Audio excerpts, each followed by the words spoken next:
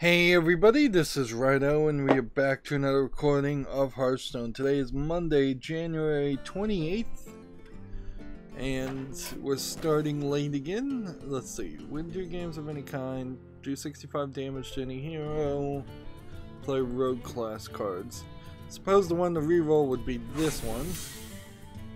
Challenge a friend, let's see if we can do that. Not anybody right now, but maybe we can. Darn it. I had like 1 second to do that. Maybe Tragic or Noah will catch him. Meanwhile, let's see. Tavern Brawl will be back on Wednesday. We need to play rogue cards. Let's hop into that.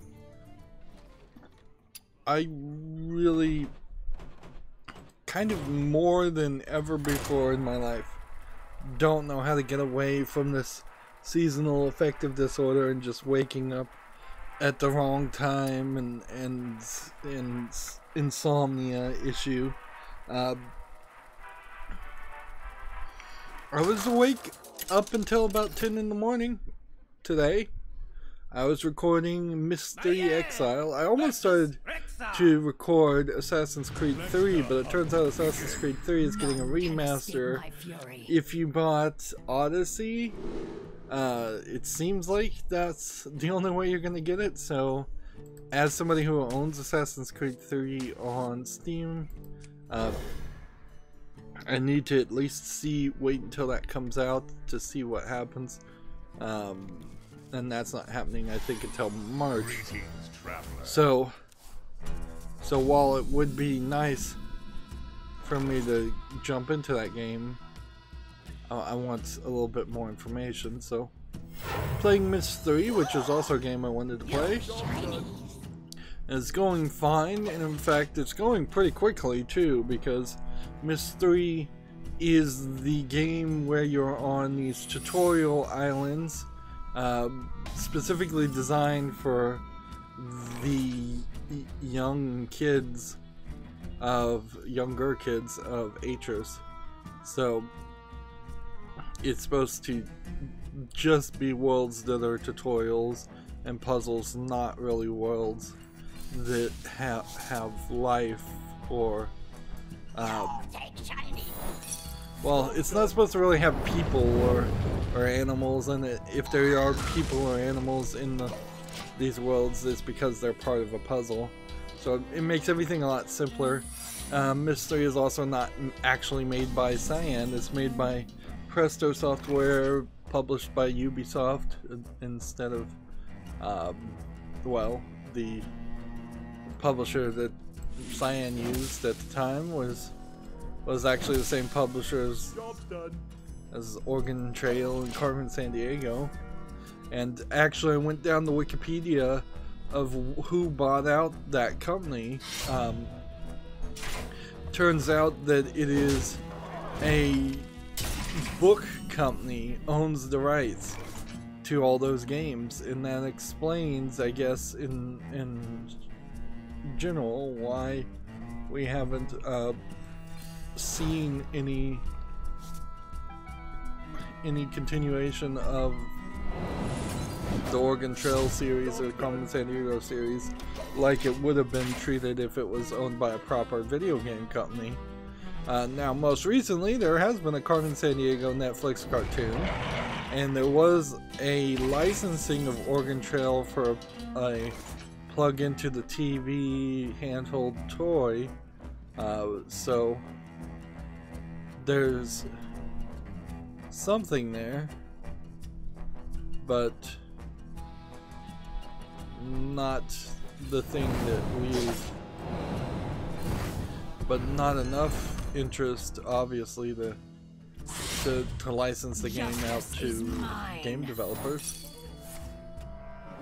In all honesty, Oregon Trail is emulated with many other simulation games, so I don't know why you would license that. Carmen Sandiego, its original gameplay style is not really modern anymore, so it would be a hard sell to decide to put that, make a new one of those.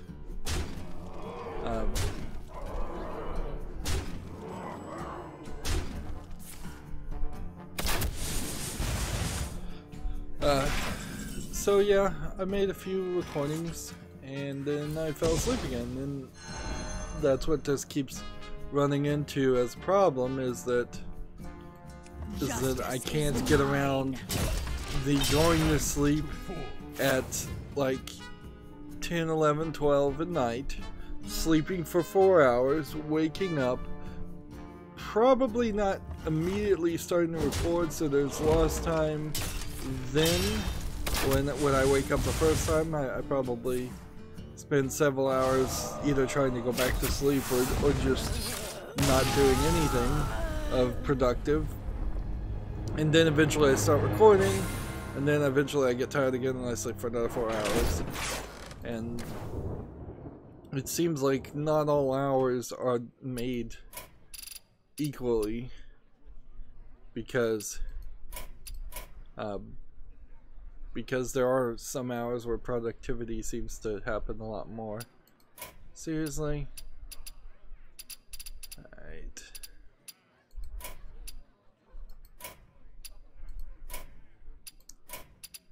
Say goodbye to Noah.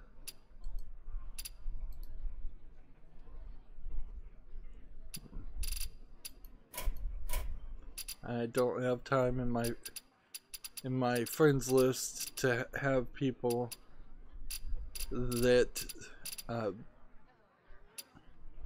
that are gonna decline things. Although, let's be fair, a lot of these people have long since stopped playing Steam, Battle.net games, and Hearthstone in particular. Even some of the ones that were on a week ago or yesterday or something, very possibly aren't playing Hearthstone. They're instead doing something completely different. You know, playing StarCraft, playing Heroes of the Storm, playing Overwatch. I say it every time, so let's just skip over the spiel about me not wanting this to be too long, and let's just start jumping into the news. There's not a ton of news, but I know a couple of things. We talked about a game called Nico Para Volume 3 as a serialized anime visual novel with sexual content in it, that seems to be pretty highly well regarded. Well, the story came out after we talked about Volume 3 coming out, that the developer is afraid about how, if, and what state Volume 4 will be released in on Steam. So, Steam's inconsistent policies, which were done to the least of them. I mean, this is the same thing with Patreon too. It's like, I know I still ask people to support me on Patreon, but I also fully understand that some people don't want to support Patreon because Patreon deplatformed, or Patreon with working with PayPal deplatformed like Alex Jones and a few other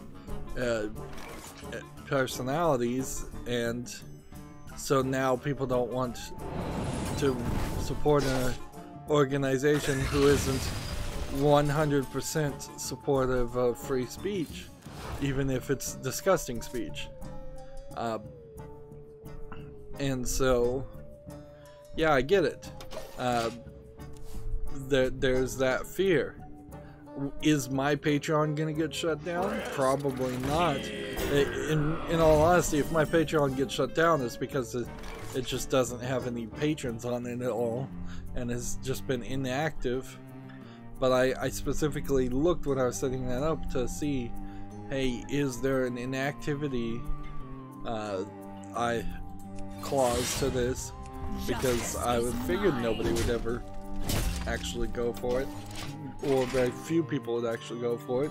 From all the research that I've ever heard, your Patreon supporters, if you have like 100,000 fans, you may only have about 1,000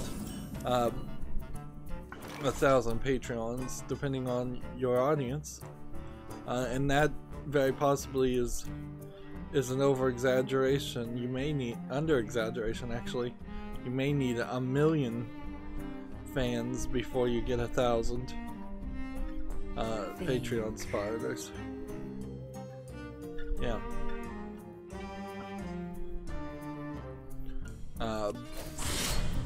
So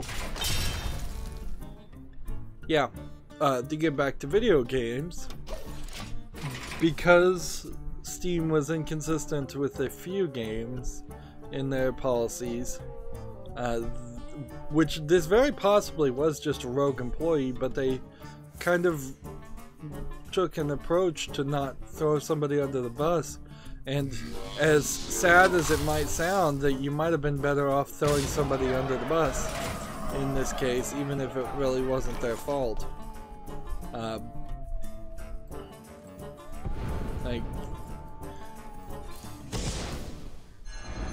Like that probably would have been a smart move to say, you know what, we're just gonna blame a rogue employee, even if this rogue employee doesn't actually exist, and say that what was being done was not within the guidelines and he was intentionally misinterpreting the guidelines, and nobody needs to be afraid of being singled out and not allowed on Steam. And in all honesty, Steam is going to have to just grin and bear the fact that they may have to let a few people onto Steam that they actually don't want on Steam. And that might just be what it boils down to.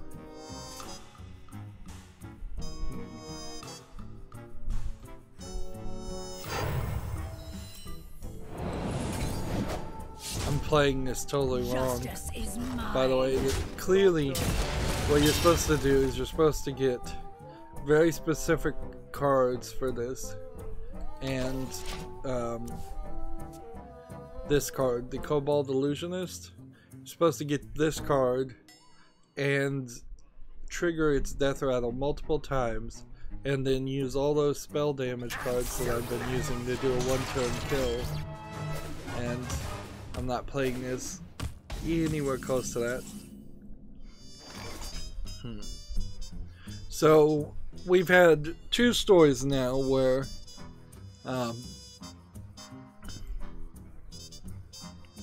it's been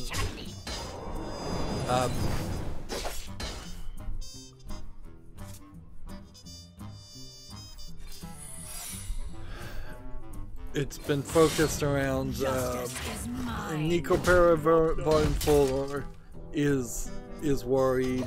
The developer of Honey Pop is worried. The developer of DOA is worried about his game, Dead or Alive's Extreme, in particular, with the he was talking about a boob jiggle toggle and having to censor himself.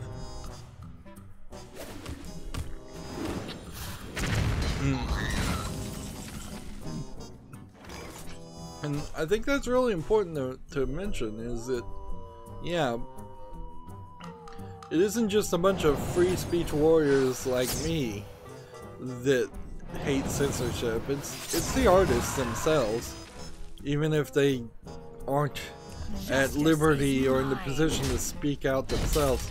Any true artist knows they don't want to be censored. They knew that from the word go.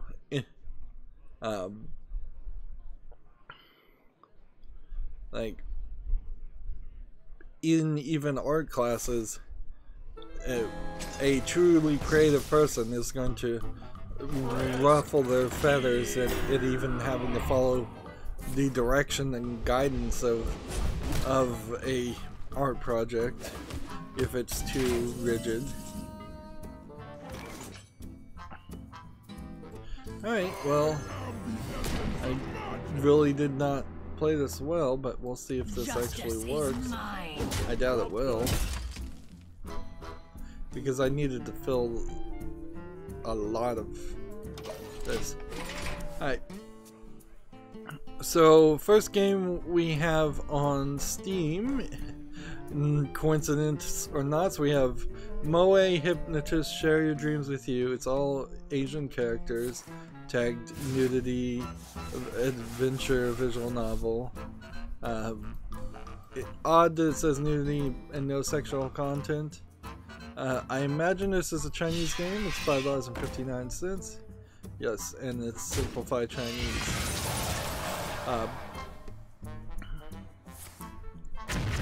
So, yep, that's the first game. Looking at the screenshots here, you have a pretty young looking anime girls in the moe style, so, but no school outfits. So what I'm trying to see is if the school outfit thing was a misnomer, or if that is really what they're going by still. Oh man, I screwed up there. That was a mistake. Justice is mine. Could have done at least 4 damage.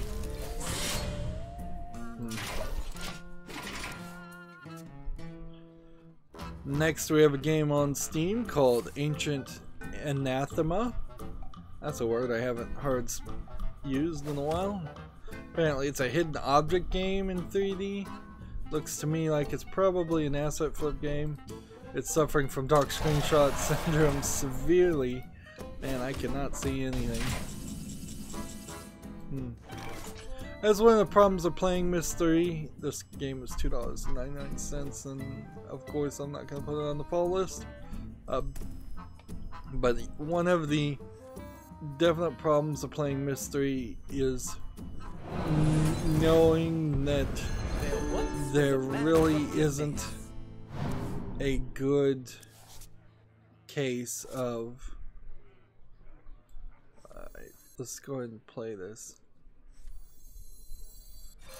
Monsters behind you. Justice is mine. There's really not a good way to remake a game like Mystery or the Myst series, because you could do pretty good walking simulators with puzzles, and it doesn't have to be as complicated, thought out as the Myst series does. Alright, let's do this. I need this to survive, so I'm gonna play this, and then I'm gonna play this. There once was a man from Oops. Darn it, I had to... There once was a man from That is screwed that up. Justice is mine. Job done. So, yeah. Maybe we can still do this next time.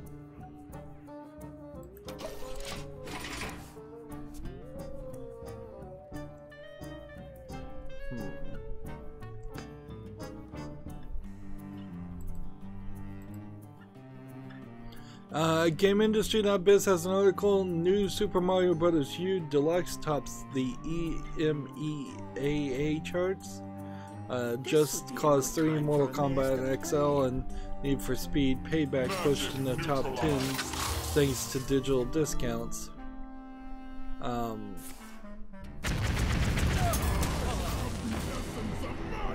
So I think this is the top seller. So I could see why New Super Mario Brothers U Deluxe would be the top seller for this week. Yeah, that's something that I feel like you could easily say is there's been a lack of like major interest in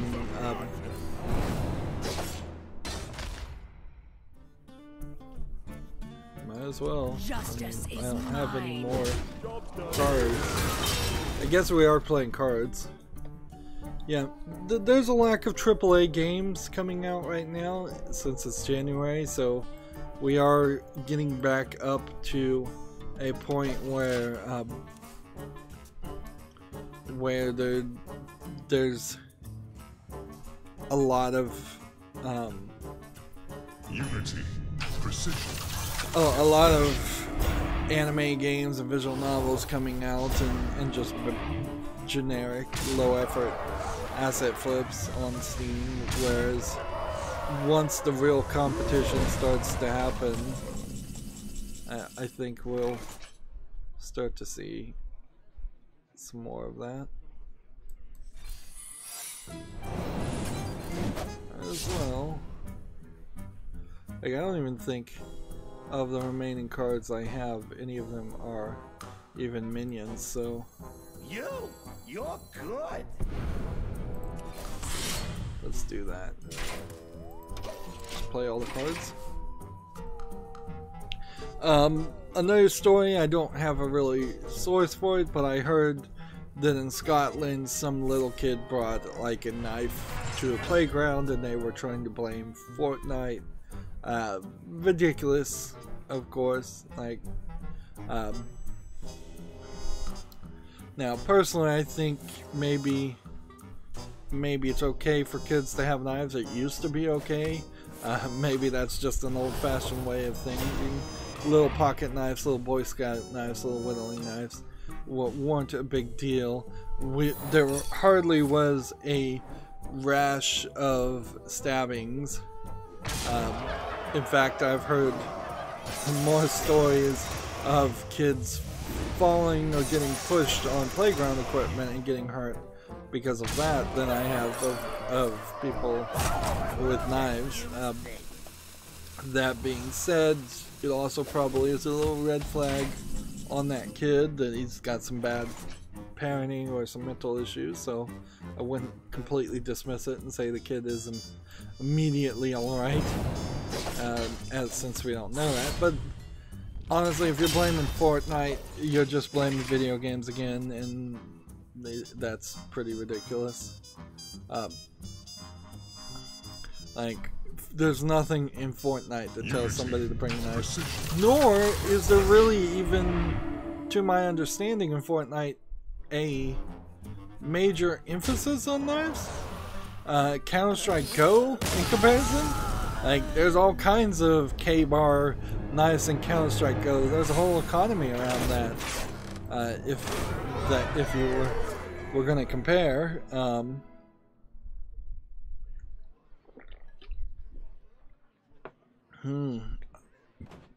Are we gonna have to start just randomly friending people?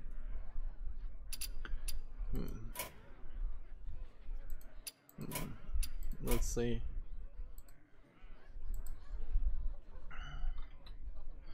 To see if we can get some challenger friends. And see, I just need to do more damage at this point. I think Tragic's taking a break. So we'll just play Zoo Warrior and rank. Let's see, I'm trying to think of other games that would have been like pro knife violence quite a bit. It really doesn't make a lot of sense. I mean, there's very few games out there where there's a protagonist that uses a lot of knives. Counter-Strike Go is probably the best example, but most games you're using some form of some kind of game gun. Dead Island, I suppose. But I doubt any kids these days are playing Dead Island.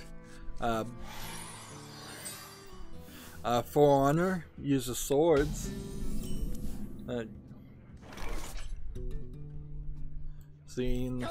I wouldn't be surprised if it was the bad parent blaming the video games for their lack of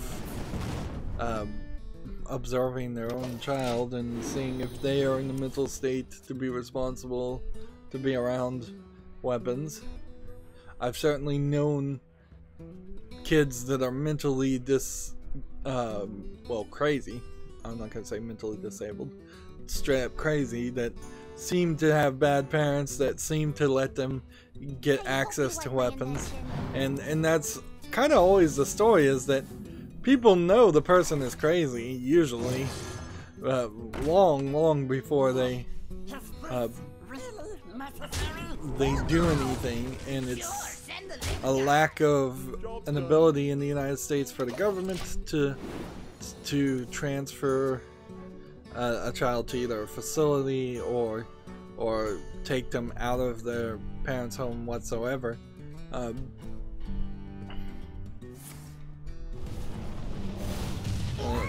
the facility and mental health facilities in the United States basically suck, so that's a problem too.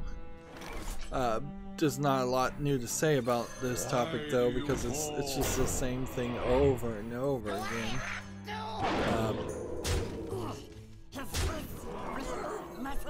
Nice to meet you. Moving on, GameIndustry.biz has a article. Jagex is up for sale as the Chinese owner seeks to restructure. So Fukong Interactive announces intention to seek buyer for all parts of its stake in the RuneScape developer. So I don't know if there's anything recent has happened in RuneScape.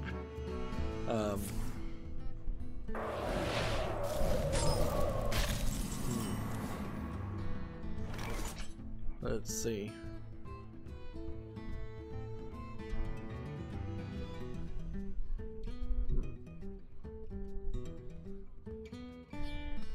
So yeah,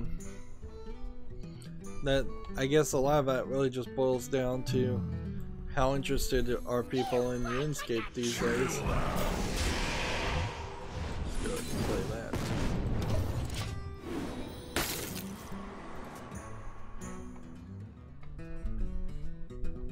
Next we have a game on Steam called The Legend of Raz, which looks like it's a slow-running platformer. So this is either a student project made from scratch or a game made in a game development tool kit infrastructure that is really old and really inefficient. There's nothing here that looks great as a game, although I will say the art does look better. I kind of question what's all these life bars on the side and permanent edges at the top and left. This is $9.99. And you're shooting a bow while platforming, which is an interesting thought, but it would have to go a lot faster. So of course this is not a game I'm gonna put on the wish list. Let's see here. Here.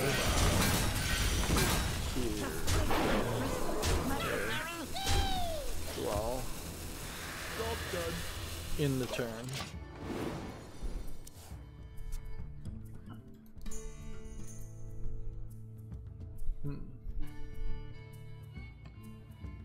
Let's see, next we have a game on Steam called Ottoman Empire Spectacular Millennium.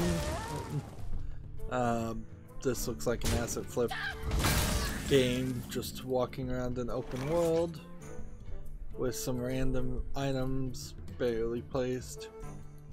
A variety of the items, but nothing particularly interesting. Look how you're going from like guns to dinosaurs. This game is all over the board. It says you're traveling through time, but... And I just watched a speed run of Time Splitters 2. This game is $25.99. This is English and Turkish, and there's nothing impressive here. And so, like, Time Splitters as a series was some of the people who made GoldenEye, so if you ever kind of wondered why there was no continuation of that, there actually was. Time Splitters 1 and 2, and I don't think there was a Time Splitters 3, but maybe. But they kind of threw out any real story and just have a very paper-thin concept in which you travel through time and shoot people at different levels, and that is that. It kind of had a sort of funny, perverted sense of humor, I suppose is what you would call it. But it was kind of a weak shooter, and it was probably too late when it came out for it to ever gain a major following to the point that we would still have Time Splitters games coming out today. So the truth is, I guess, that we really are still in the same position where you kind of need to have a story. Halo, a Mass Effect, a lot of Halo's story is kind of paper thin and dumb, but you still kind of need it. You need to pretend like you care for your shooter games. So yeah, I don't think anything would really change even in modern times if you tried to make something like Time Splitters, particularly on Steam, because like so many people could have done that already, and it would just be called an asset flip game, like so many other games.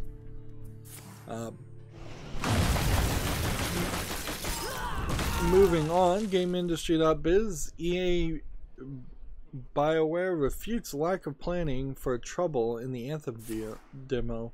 BioWare defends against accusations of underplanned VIP weekend, highlights Fortnite type numbers on Twitch. So apparently the Anthem VIP weekend did not go well, and they say 300,000 concurrent viewers on Twitch followed it, which is Fortnite type of viewers, as in humans. Those Fortnite type of viewers.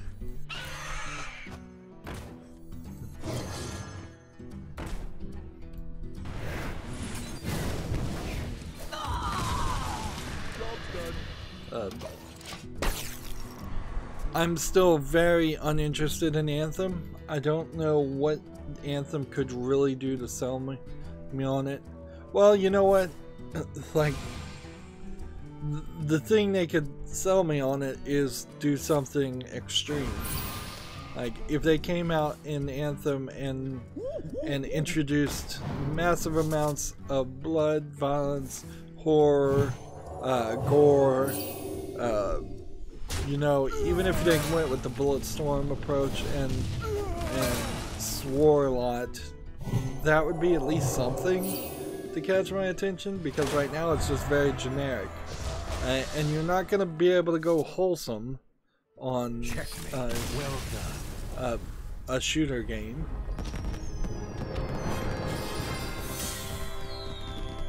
It's got to do something to differentiate itself away from Destiny, which is pretty generic in the first place.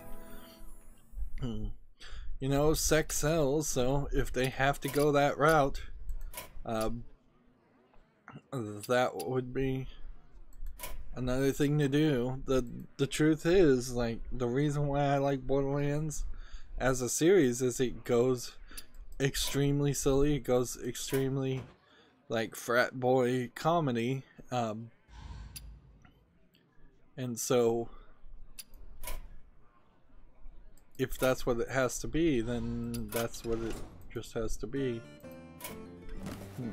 I still need to do 5 more damage to the enemy, so we'll hop into one more game.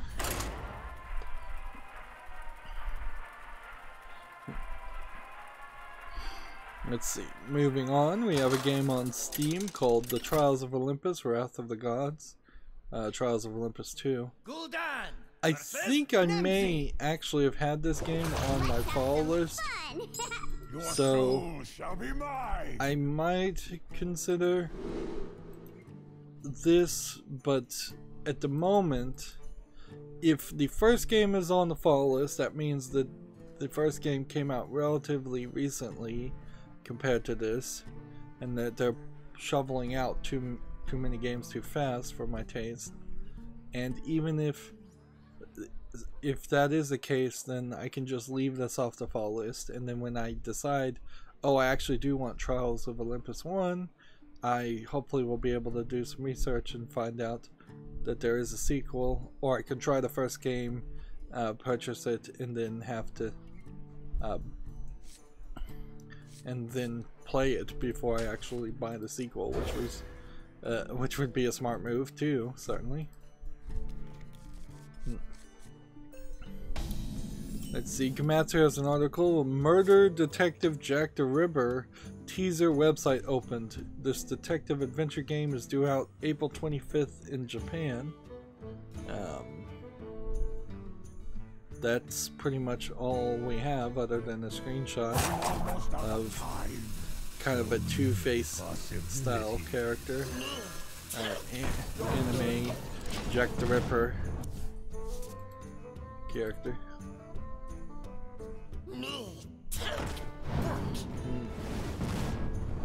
Honestly though, if you're going with the theme of Two-Face split personality, which is what that image invokes, why are you doing Jack the Ripper and not Mr. Hyde? Why do you fall? Do I have to? I forgot the other personality's name, the original personality's name.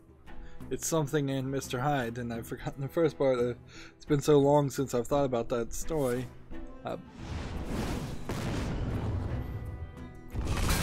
But yeah, that would be a better story to do.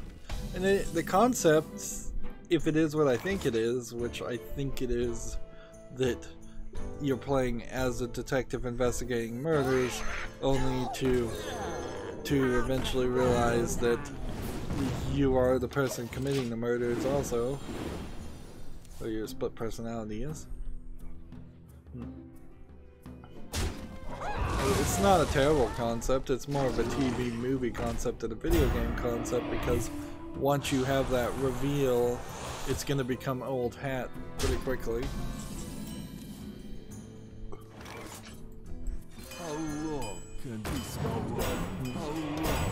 Next we have a game on Steam called Biathlon Battle VR, which is skiing and shooting. Don't tell me what to do! You fight like a crow! This doesn't look terrible, but it's a VR only game. It's $8.49. It's English Russian. It would be something different to do if you owned VR, but at this point it doesn't look like it's a top tier AAA VR game, and if I'm gonna keep any games on my wish list or my follow list, they really have to be top tier AAA video games. I really have no interest in a game that probably has bad shooting and probably has bad skiing, since it's not really gonna focus on either one of those. Free me! And in the turn there.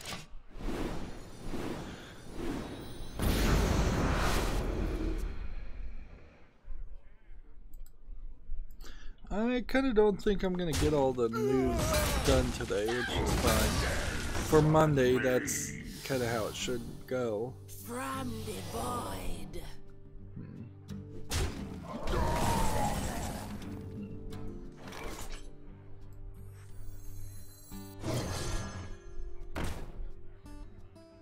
Deal 4 damage, discard a card.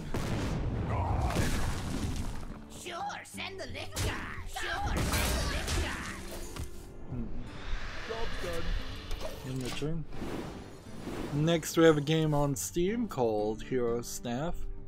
This looks like a Game Boy game, but in color, and a weird wide resolution. So it's like a Zelda clone. It's coming out directly from that point. Somebody just came online, and that was loud. Why do you call? And see, when you're actually playing it, it's full screen, so you don't have to look at it at that bar. I don't know. Like, generally speaking, I wouldn't say yes to this kind of game, but I'm gonna put it on the follow list and give it a chance. Like, it's full screen, it's zoomed in to the right level for its level pixel graphics. I don't inherently just hate all pixel graphics, just most of them. So many possibilities. Sure, send the little guy. Do that. And hit that. Then do that. And hit that. Sure, send the little guy. That. Job done. So yeah. Hero Staff. We'll give it a chance. We'll see what people have to say for it. It's discounted to $4.49 right now. Grant me wings.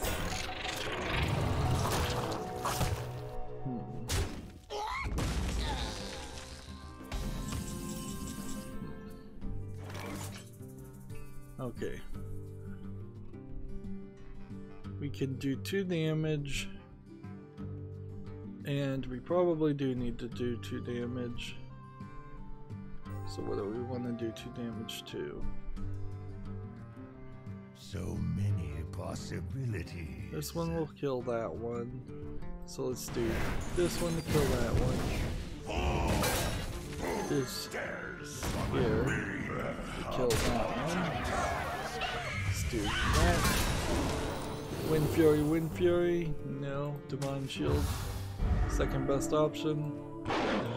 Kill that. Job done. There we go.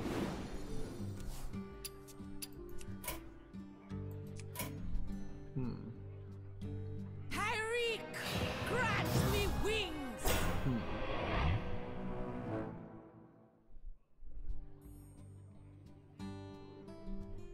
See, next we have a game on Steam called Connectome Pain Control, which says it's a fighting violent game. Yeah. I wonder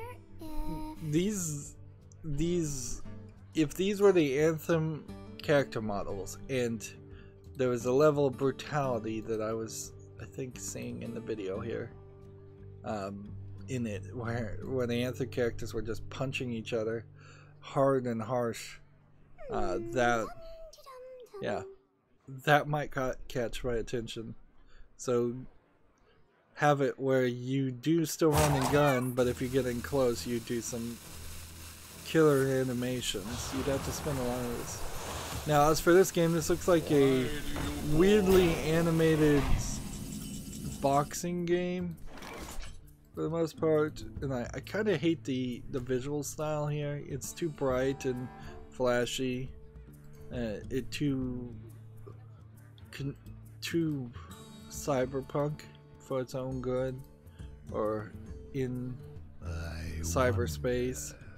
There's just random things appearing as far as statues around here. Stars is $7.99, and it's probably a Chinese game. So I'm gonna skip this, but this is close. It certainly is close to. Alright, so we'll just silence that.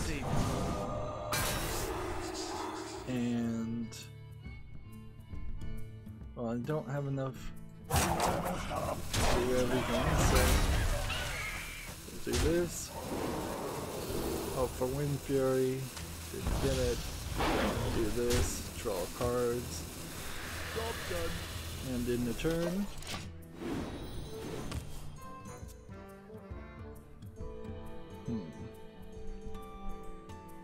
Next, we have a game on Steam called Holy Potatoes, We're in Space. This is part of the Holy Potatoes series. Actually, this didn't come out anytime recently. This is just something that somebody linked on to, and I was looking at this animation style, and I do like this animation style. I just don't like the general concept of what the game is. I think I've already considered the Holy Potato series and decided either to put it on the wish list or not, and for that reason I'm gonna just close this tab and not reconsider it. Even if I do kind of like this art style, you don't get to look at it too often.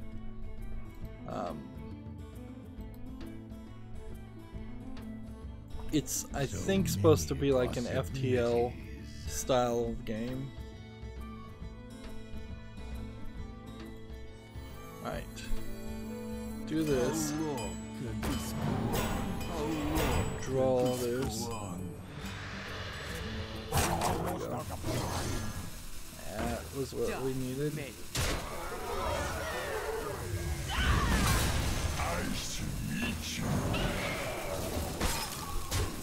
Wind Fury. Got it.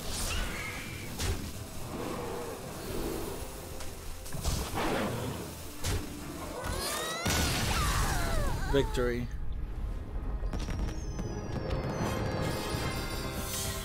I really do handcuff myself by spending so much time outside of playing Hearthstone doing other things.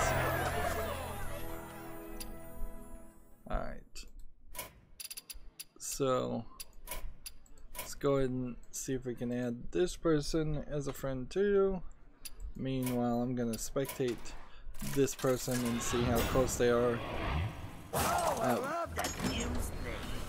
Justice demands retribution. Yeah, they're not too bad from losing.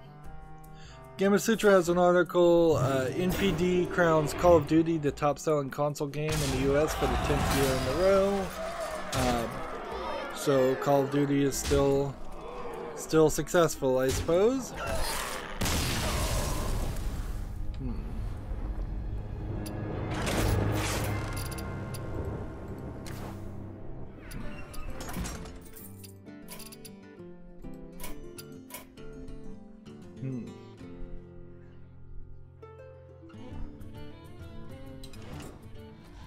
There we go.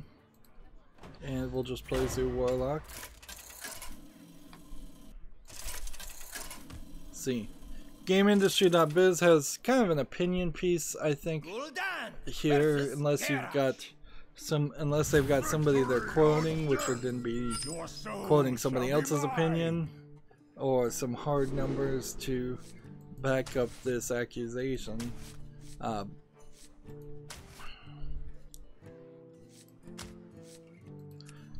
GameIndustry.biz has this article, Gaming mirrors Facebook's crisis of credibility. On addiction and loot boxes, the industry's lack of transparency will prevent it from getting the benefit of the doubt. Let's see.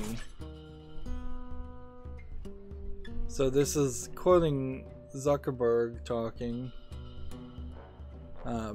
in parts of it, and this is a pretty long article. The general sentiment, I guess, for the most part, agree with. That video game companies do seem to lack some credibility, particularly the big AAA ones. It's weird, you give a no-name indie developer more credibility than you would give EA.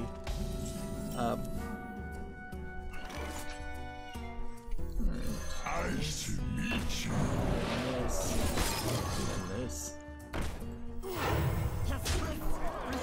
Necessary?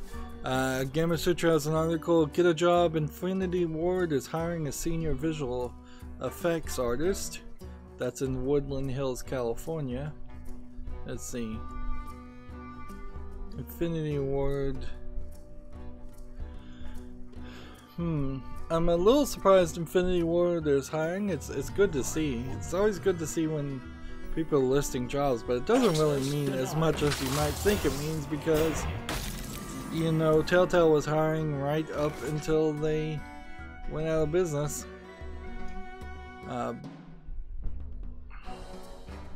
Well, I can kill this guy. So, I guess I should.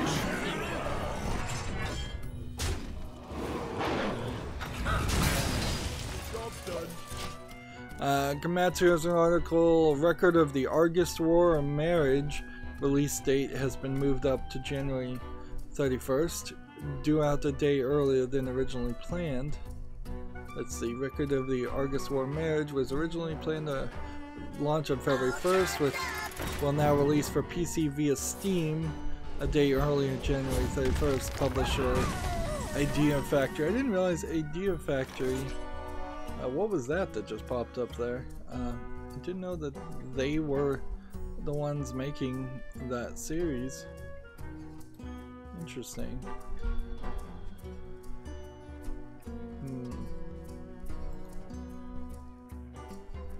And the record of series of games is still one in consideration of many that I very possibly would consider playing as far as JRPGs. Although this one is tagged nudity and sexual content, I don't get that. I didn't think that was the record of the... Maybe the record of the Lotus War and record of the Argus War are actually completely different series. I thought they were connected. What now? Light the fuses! But I'm definitely not getting the feeling that they are the same game series at all. As I'm looking at this trailer and seeing a bunch of moe anime girls in scantily clad high fashion clothing. Yeah, this is confusing me. Let's see. I wonder. I guess maybe Record of the Lotus War is not related to that. Interesting. I'm gonna have to remember that. Silence. Your magic shall not Someone. Attack. So yeah, Record of the Argus War Marriage is a JRPG. Doesn't look terrible by any means, but it really is going to boil down to your tolerance for both. Let's see, we'll show it off. It's going to really just boil down to your tolerance for moe anime girls and one moe anime boy, and your tolerance for what is a old school classic JRPG fighting game, and the amount of grinding that usually is around this. In all seriousness, you probably wouldn't want to play this as your first JRPG. This probably would be at the end of the list. But I'll put this on the fall list and see what people say about it.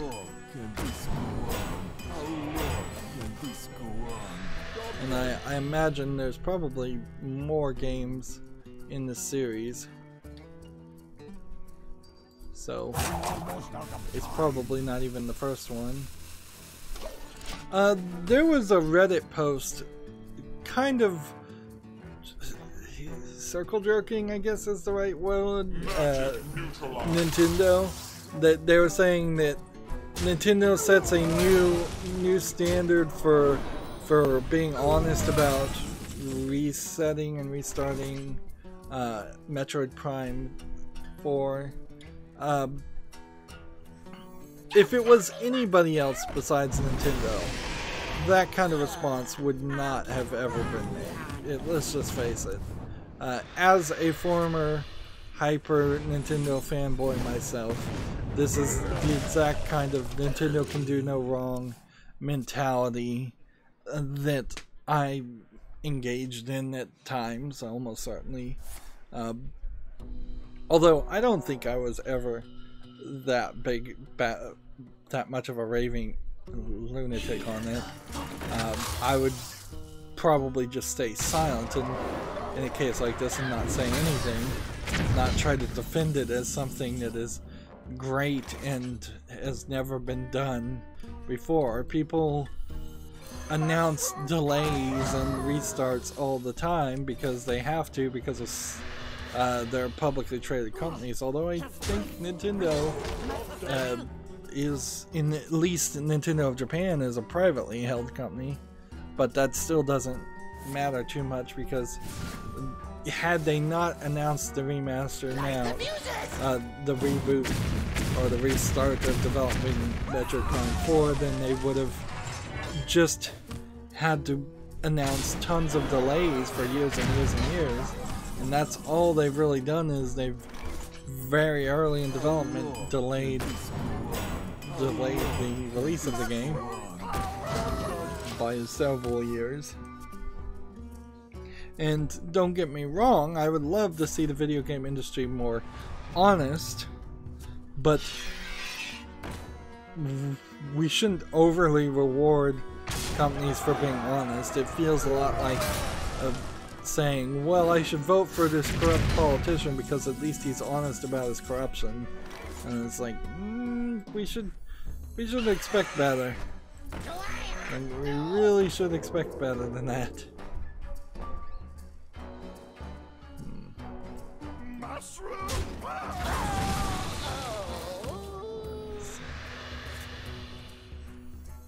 Your magic shall not save you.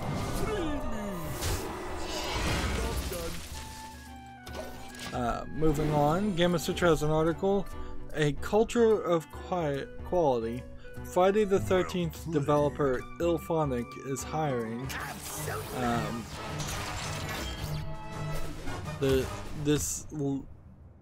They're looking for the studio developed the number 3 game on the PlayStation Store, Friday the 13th, the game, which they can't sell anymore. Interesting. I'm surprised they can afford to do what they claim they're going to be doing here. Alright, that's 3 daily quests, one more than we really needed to do. Let's hop into the European account. Apparently, they're ramping up production for several unannounced projects. According to the leaders at the studio, this led to opening a new studio in Tacoma, Washington in November 28th, in addition to their headquarters in Golden, Colorado. And this seems like crazy. There are currently 16 positions opened right now. This is crazy amount of growth. Now we have a watch and learn quest and 260 quests. So let's re-roll this, even though we shouldn't. Defeat 3 dungeon bosses? Alright, I can do that. I hope somebody comes online so we can watch and learn. Not the Boomsday Project, not that one. This. Illphonic was founded 12 years ago. Let's see. What are we doing over here? Beasts? Beast with Death Rattle, so I'll take this one.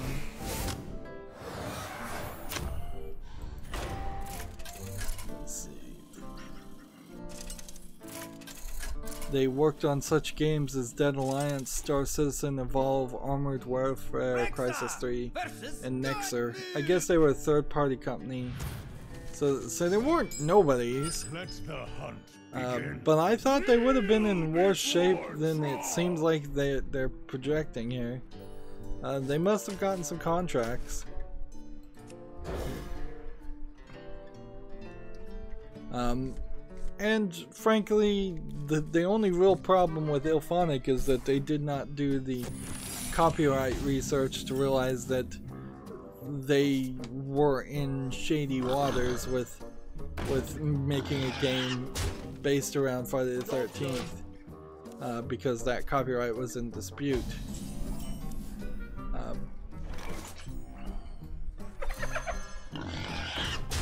Let's see. But I wouldn't immediately rule out working for them if I was looking for that kind of job. Draw 3 cards, reduce the cost to 0.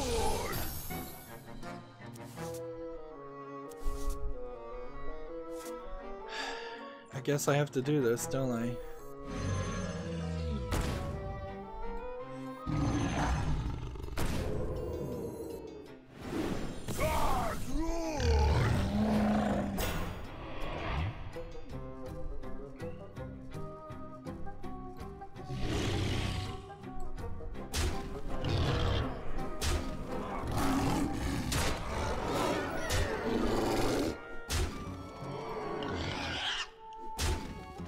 There we go. I'm gonna win in like 2 or 3 turns here.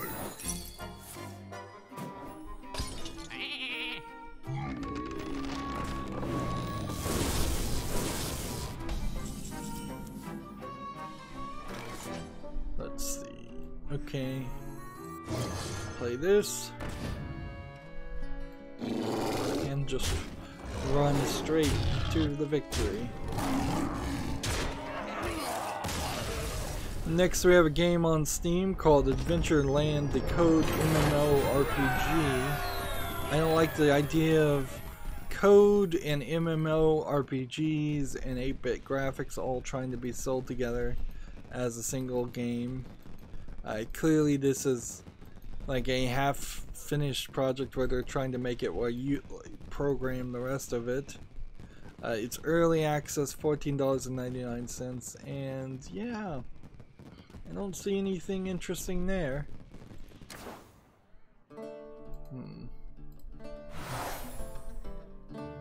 Now, let's see. Start with an extra mana crystals. Your minions cost 5 or more. Your spells cost 1 less. How many spells do I have? Not enough to justify that. How many minions do I have that cost 5 or more? None. So we'll just start with an extra mana crystal. And we could take that. We could go down that route. I think this is the route to go to. And play. Game Switcher has a blog, Houdini Peers that disappear. This is a blog about procedural generation of models, things like planks and such, and pillars and things that were procedurally generated in Rime, I think was the game, not Rise, yeah, Rime. Which Rime was kind of a failure of a game. It was very pretty looking, but clearly if they spent so much time on this, that kind of explains why there wasn't an actual game there. Like, yeah, there's a thought that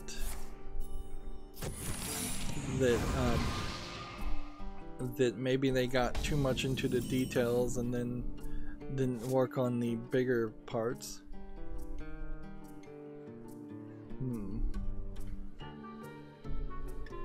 So yeah, there's these peers and they apparently randomly procedurally generate themselves, but most people wouldn't even notice that. What people noticed about that game was that there was kind of nothing to do in it, and it was super short and it wasn't really good. So this might be a cool idea in theory for a programmer, but if I was given the time to do a couple different things, I think the last thing I would do is have procedurally generated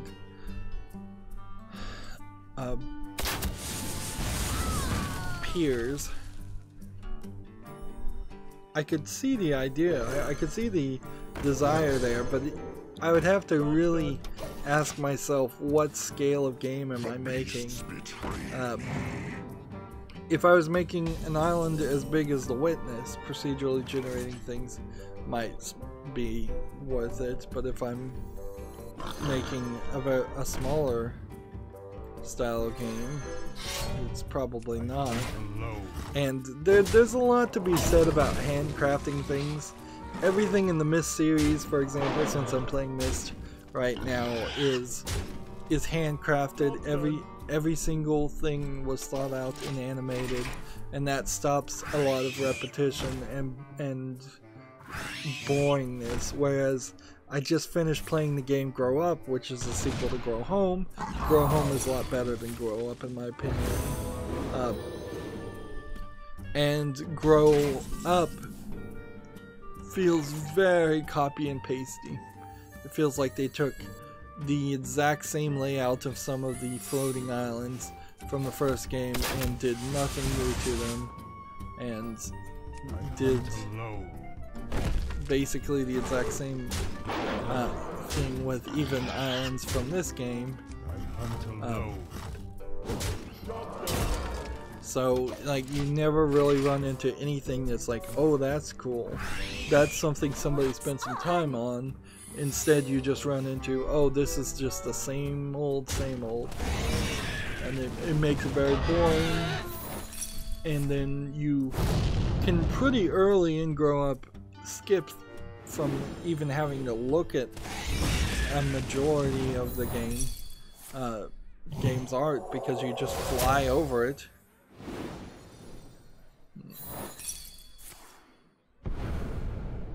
Okay.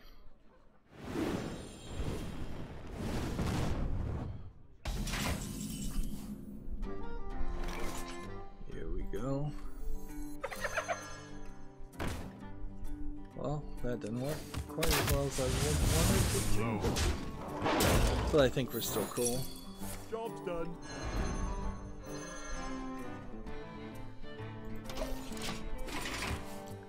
Next, we have another game on Steam called The Voice from Heaven. At this point, it seems pretty obvious that this HH Games, the publisher who published the other Match 3 game, is flooding Steam with Match 3 games.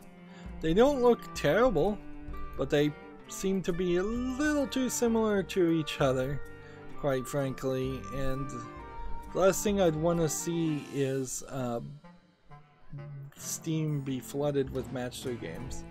Although that would take a little bit of time, frankly, too. It's not like there's a ton of them. There might be a ton of them, but not enough that it matters. Alright, so how are we gonna do this? If I play this, that's probably the only thing that's going to motivate him to possibly attack this instead of that. He still probably isn't, but that's the best I can do.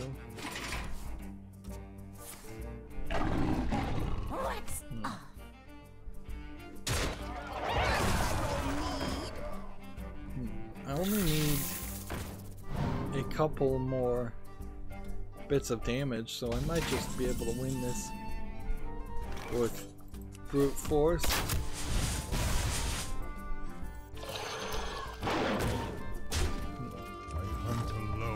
Yeah. So yeah, The Voice from Heaven discounted to $3.99, a Match 3 game.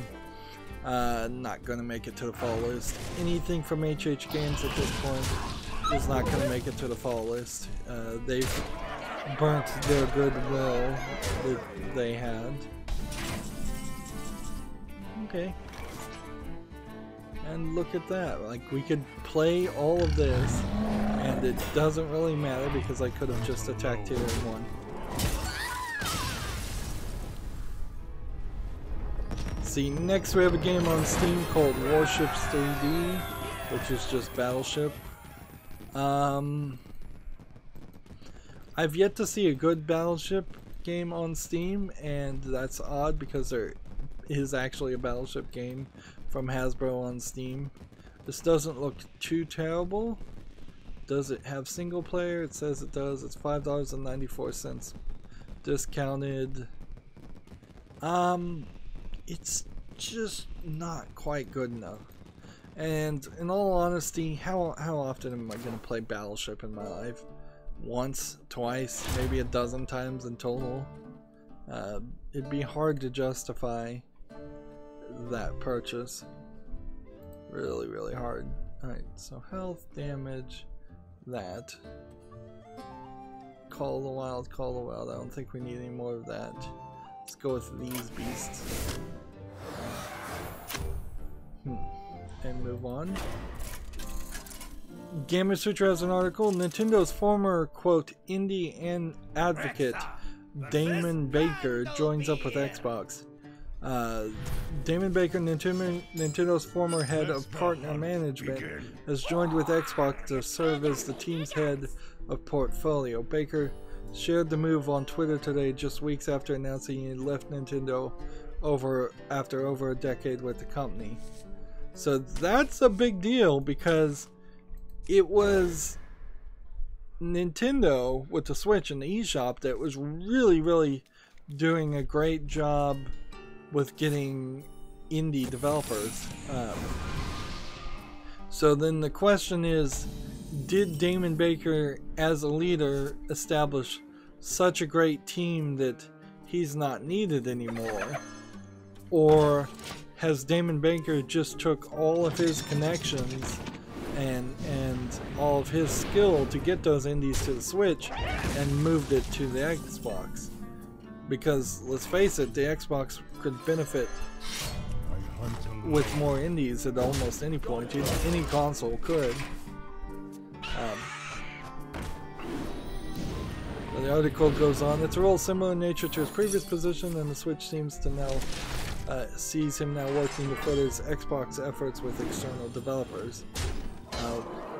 You know, if Damon Baker was the one that was getting all the visual novels on the Switch, that getting more Japanese friendly games on an Xbox potentially might be a way of actually giving an Xbox a chance of succeeding in Japan, which it really hasn't ever done up until this point. Like Xbox One, nobody bought it in Japan. Xbox, the Xbox original, nobody's bought it. Xbox 360, nobody really bought it. So if they could get more licenses, maybe it would get them a little bit of play in Japan, which they really do need that. Like they need to be in that market somewhat.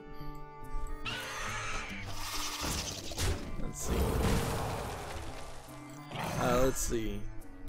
Baker describes himself as an advocate for indie gamers, and his previous and now current position reflects that quality. Prior to joining up with Xbox, Baker spent over 12 years at Nintendo, and most recently played a major part in curating indie game push that hit the Nintendo Switch shortly after the system launch in 2017.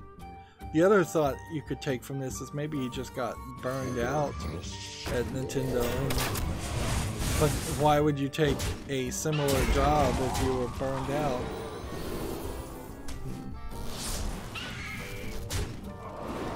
Got the Wind Fury on the first one. Great.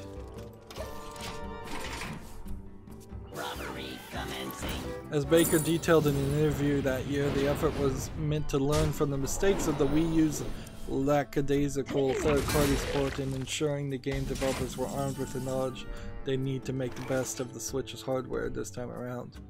Now, as Xbox's head of portfolio Baker says he'll be a key player in evaluating all second and third party content to further Xbox strategies alongside ID at Xbox director Chris Charla, Xbox Games Marketing General Manager Aaron Greenberg, and Xbox head Phil Spencer.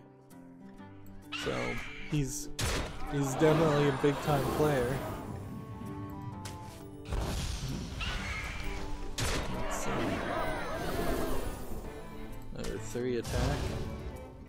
Now as for this, I'm just gonna kill this guy and do this, play this and this, that, do that, and return. So that's probably the biggest news of today. That the indie guy from Nintendo is now running Xbox. Meanwhile, I think one thing you might infer from this is you're not getting that kind of news for PlayStation, and I just am worried about competition at a certain point now, where I'm not sure there will be a third competitor in the next generation if Sony can't get its stuff together. It may be just Xbox and Nintendo next generation, and PlayStation may fall so far below that it's not really a competitor at all. And I like having 3 strong competitors in the market. Maybe we need 4, but I wouldn't want 2, and I definitely wouldn't want 1. Let's see if this can do enough. Not quite enough. Next we have a game on Steam called Ninja Power Slasher.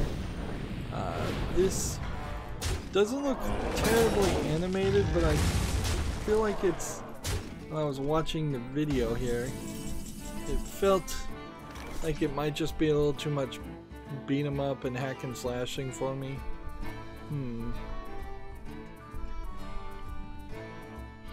Yeah.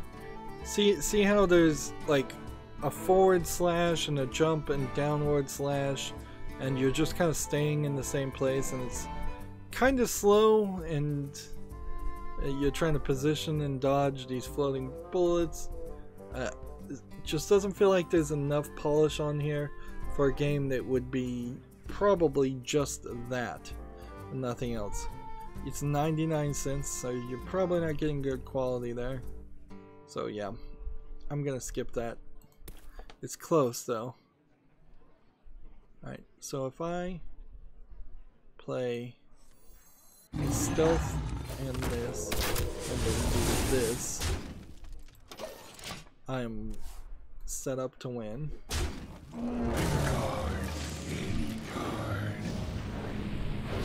So many wonderful poisons.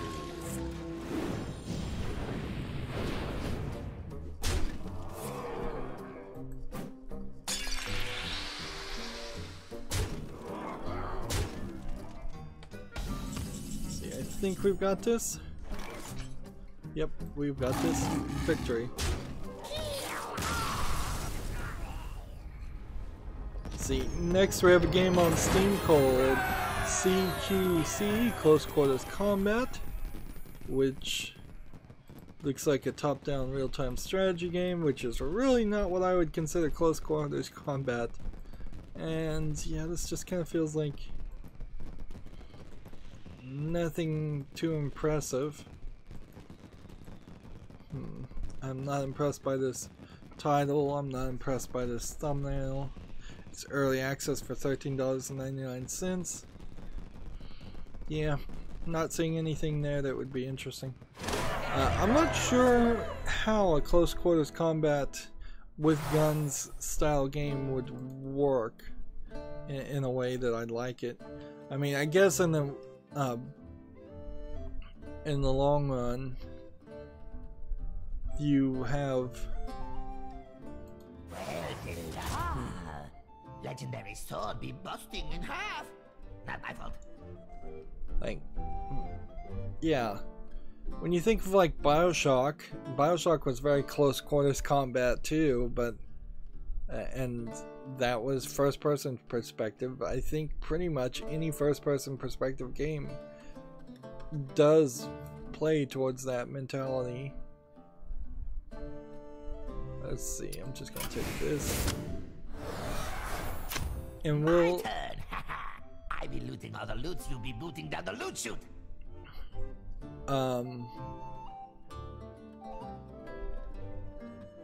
So let's see if we can beat this guy while we're here, because might as well, you know. While that is happening, our next game on Steam is called Noel's Hope, which looks like immediately a asset flip survival game of some sort. The video does not look like it's actually going to show me anything. The graphics look terrible. This is early access for $2.69 discounted. So yeah, nothing there interests me. I'm gonna take this out. That might be a mistake, it might not. But I figured it. So he spends 3 mana to find a treasure.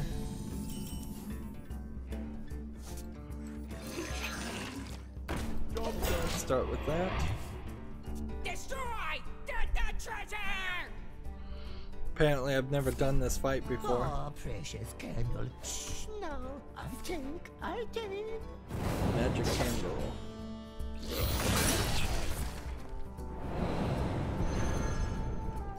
There we go. I cheated death. Draw 3 cards, reduce their cost. Alright. That'll work. That'll work. And that will work.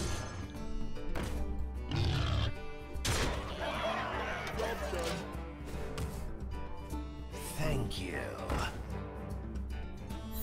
Let's see. Next we have a game on Steam called Seance: The Unquiet Demo 2. The idea of a seance in a game, this is a VR game, might be an interesting idea. The animation here doesn't look terrible. I wish it wasn't a VR game though. And see, seems like it's just gonna be sitting around a table and then hearing spooky sounds and telling spooky stories this whole time.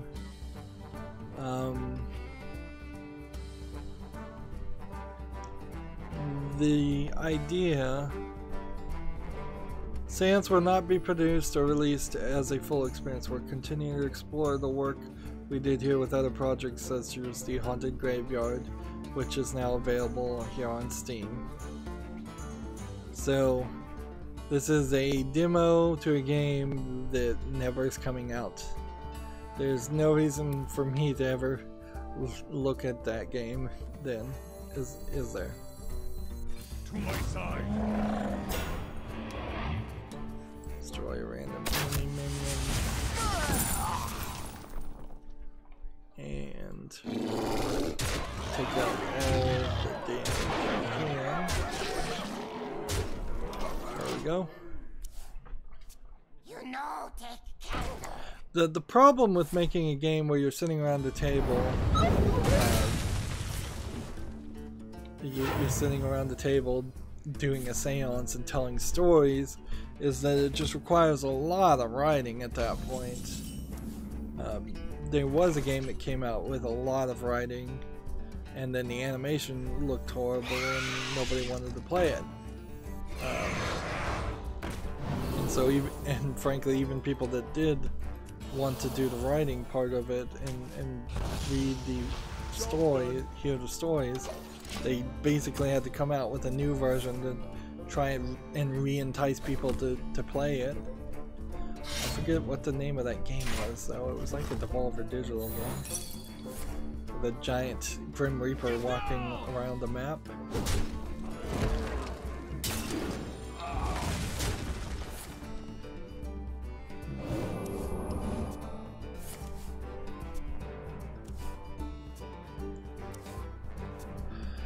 Moving on, let's see. GameIndustry.biz has an article, Metroid Exodus for PC, skipping Steam for the Epic Games Store. Pre-orders to other stores will be honored, but Valve criticizes the move as, quote, unfair to Steam customers, especially after a long pre-sale period. So yeah, Steam's not happy about it.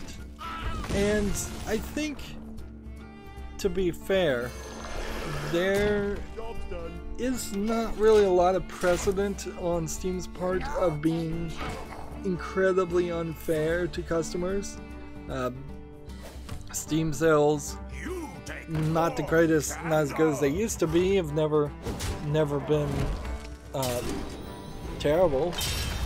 Whereas Valve could have never had a Steam sale, quite frankly, if they didn't want to.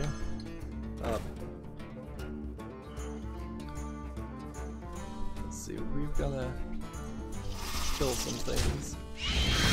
Wish I had charge.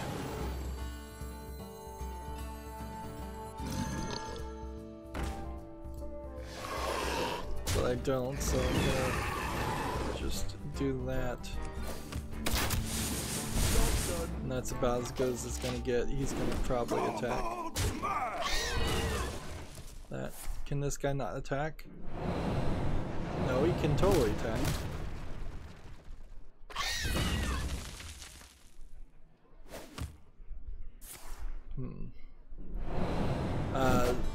So yeah, more things are coming to the Epic Store and not Steam. Steam is gonna have to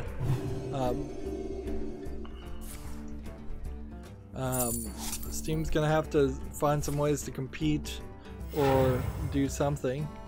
Update to this article, Valve has updated the store page for Metro Exodus with a notice that it will discontinue pre-orders on Metro Exodus later today. While it now acknowledged that the game and DLC will be fully supported for any of those who pre-ordered on Steam, Valve clearly took issue with the move. Quote, we think the decision to remove the game is unfair to Steam customers, especially after a long pre-order period. We apologize to Steam customers that were expecting to be able to play it to be available for sale through the February 15th release date, but we were only recently informed of the decision given limited time to let everyone know. Minions, servants, soldiers of the cold dark, obey the call. Do we kill that, I guess? That's the best we can do.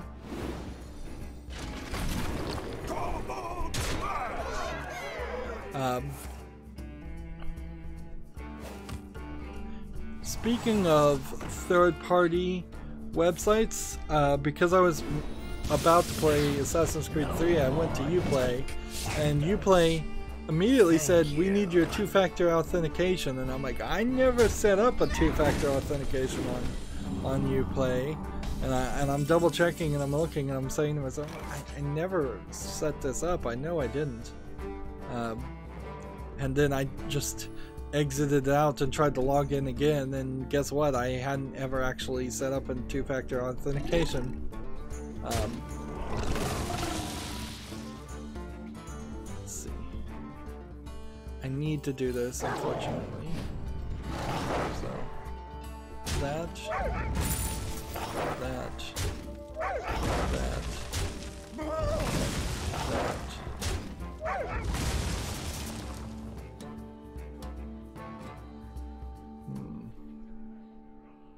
And spell damage, and attack, and evasion. There's okay, so that means I can just attack here, and then the turn.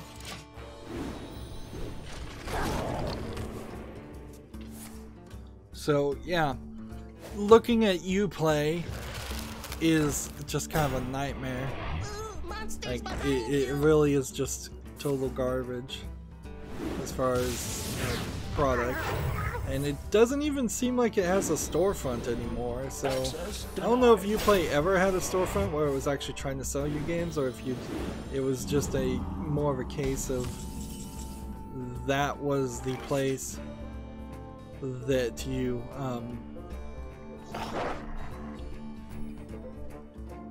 let's see. I guess it doesn't matter, so let's start with this, play this, and we can't really do enough damage, so the rest of these are just going down this way.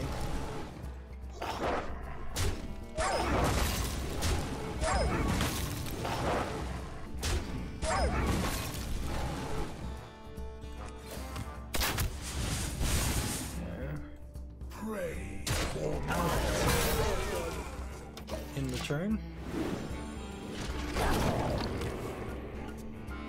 So yeah, I wouldn't be surprised if Uplay kind of slows down. With Myst 3 and Myst 4 being allowed on Steam again, I wouldn't be surprised if it really does boil down to that they say we're gonna stop with the Uplay stuff. I assume that the most recent Assassin's Creed games still integrated Uplay, but a lot of that too might just be wishful thinking on my part. And I cannot get a word in edgewise here, so I'm gonna lose. Not super surprising. He's got 12 cards, I have 23.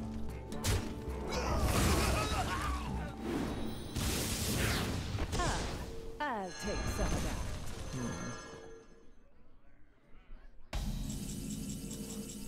Let's see. Taunt. Plus one. This. Attack.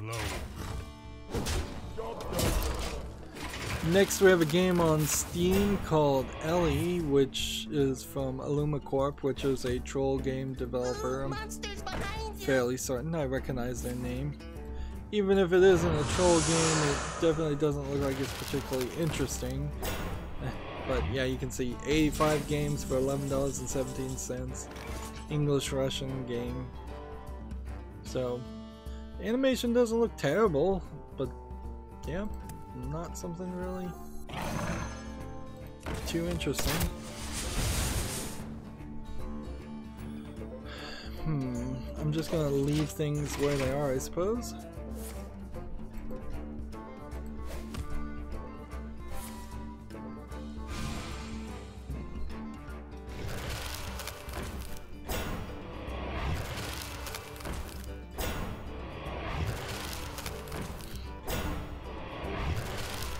Got tons of these, so unless I could, well, wait a minute. I think we've got something here. Can't attack, freeze any enemy that touches it. I think I may have won.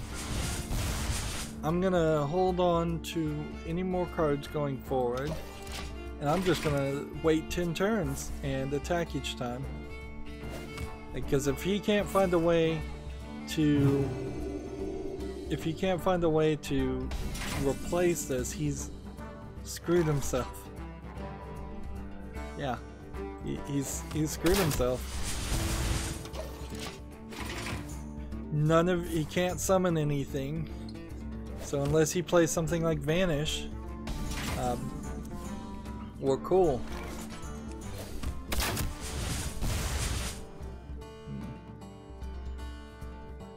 And I'm just gonna build up my hand.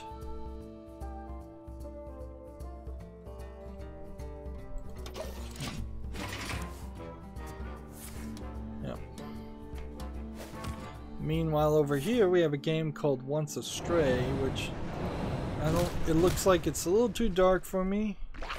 It's like you play as a wolf or something in kind of an adventure game. It's just not visually appealing enough, though. It's free, so I guess price is right. But yeah, it's just too dark. It's just not pretty enough. It's not polished enough. All right. So 8 more turns, unless he can find something to do. A couple of Resident Evil 2 bits of news. Resident Evil 2 Remake is like the best-selling everything for Capcom. I don't have the exact story up here, so I don't know how to say it, but Resident Evil 2 did better than Resident Evil 7 in some metrics, and it's been super successful. Probably a lot of lack of competition helped there compared to when Resident Evil 7 came out, but yeah, I don't even want to cast a spell. Let's just guarantee a victory here if we can. I'm gonna have him down so much that even if he could start doing damage right now, he might draw himself to death.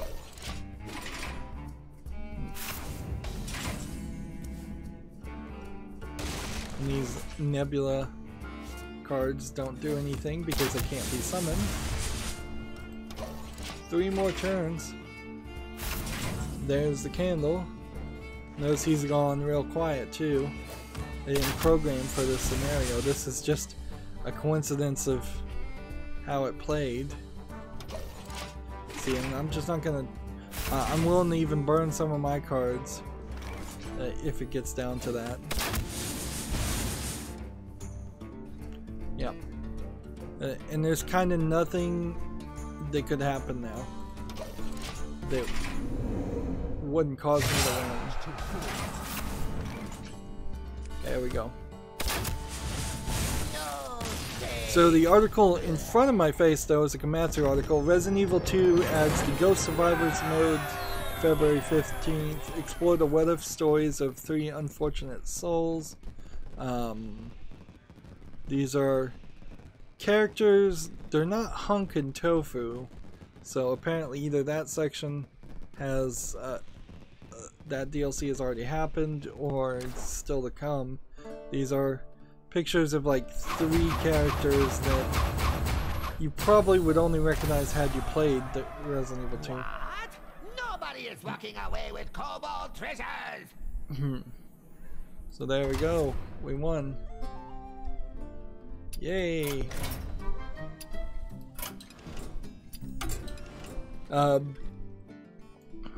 Let's see what we get in this pack. We could still get good cards in this on the European account. We didn't, but we could.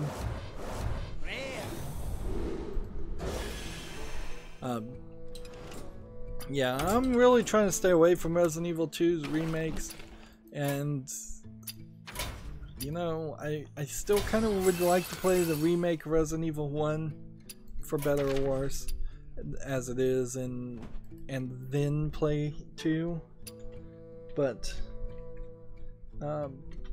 I could also see myself skipping straight to 2.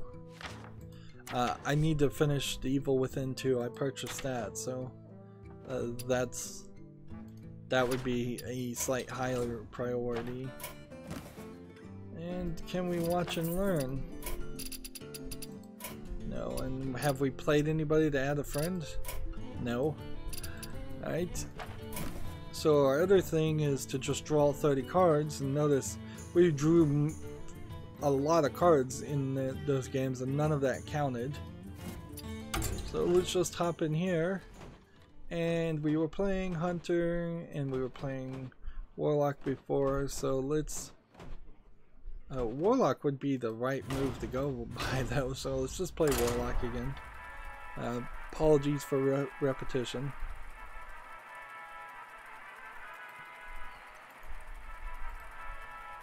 Gematsu has an article. P-Cube and Art Co. announced an original IP visual novel with some teaser artwork. I guess we can show what the teaser artwork is on the web peak. A anime girl in what would be a potential school outfit. Maybe, maybe not. Depending on how Steam does that, and it seems like she either fell down or jumped on the ground and has something in her hand. That's literally all this has as far as information. We can see the article says Art Co.'s previous works were a handful of Doraemon titles for the 3DS, Unchained Blades, REXX, and EXXIV, and more.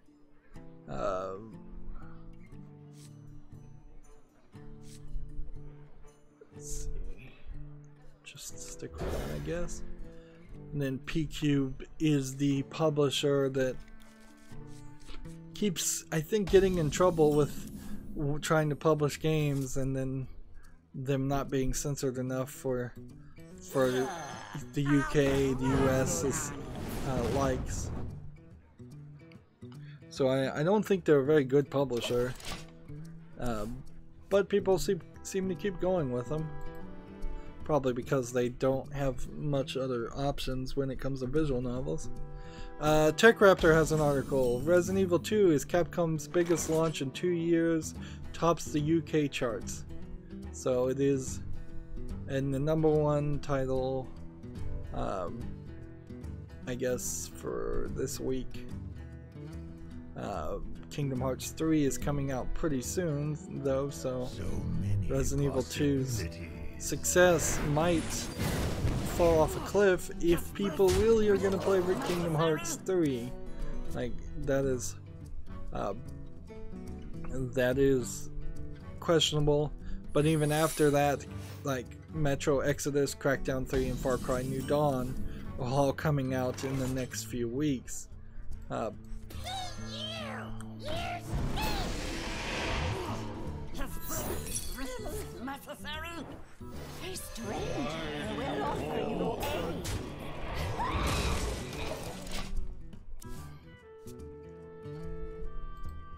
So, what's funny is Capcom once said that the horror survival market for games was too small for them to make another Resident Evil game, and now it's their biggest game ever. But that doesn't inherently mean they were wrong at the time they said it, and they probably were wrong in BSing at the time, but it is also possible that, like, in certain years it wouldn't have sold very well. I think we already talked about this, but I'll say it again. Gamasutra has an article. Ubisoft will modify Assassin's Creed Odyssey's DLC following feedback. This is the DLC that makes you go straight and have a child. I don't know how they said the content was initially going to remain unchanged, but now they're going to change it. Let's see. I think it still will not be enough for a lot of people, like, because in the end I still think you're going to end up with having a child with a character, and it's going to be really, really hard to dance around that.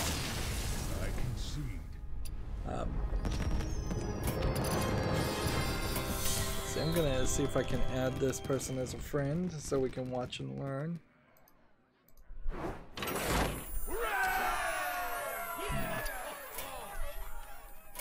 See, that was 5 of 30 cards. I won too early, but I'll take the victory regardless. So just give him a few seconds to accept. That's enough time. Let's move forward. Gamasutra has an article. A modder has spent 3 years recreating The Legend of Zelda in Doom, thus making it a 3D first-person perspective game for no real good reason. Let's see. Gul'dan versus Anduin. The light shall bring victory. Your soul shall be mine. There's a quote here. After almost 3 years, I need to realize that I probably won't get the time to ever get anywhere with this project, let alone finish it. So this is an unfinished project too. So he didn't actually finish it, which, like, I don't know. Maybe you report on that. Maybe you don't. Like, you're highlighting an unfinished project. I think for me and most gamers, unfinished games or unfinished mods are of no real interest. They're not something that's actually worth reporting on. And I don't want to just inherently dismiss somebody's efforts, but you know, people try things and they don't succeed all the time. That doesn't, as a video game critic, give me any reason or rhyme why I would want to like cover that game or play it or show it off. I have kind of done that in a couple of places where I've played like demos and shown them off, and then there are demos of games that were never going to be made, but I probably shouldn't have even done it in that one case that I'm thinking about, where it was a Stranger Things demo. Let's go and draw a card. TechRaptor has an article called Production line beta is here, price increase coming soon. This is probably a hype game. It's a game that caught my eye because you're on a car production line assembling a car. Inherently, though, the game is in early access and it's a game where you're doing somebody else's job, and that's not something that I'm interested in. The game is selling right now for $19.99, but February 12th is going up to $24.95, and it is not worth that. Not anywhere close from what I'm seeing. This could have been a $5 game, maybe a $10 game, but a $20 game? Yeah, right. Let's move on. Let's see. Here we have a re-release of an old game, I'm pretty sure, because Pico Interactive as a publisher only re-releases old games. It's called Eric the Unready. It seems like this is, yeah, one of those old school fantasy RPG games. Really, really old. $5.09. I vaguely maybe recall this game. Is this the joke game that's the story of Lord of the Rings and other things? Was this one with the ring race where there weren't actually any rings in the game?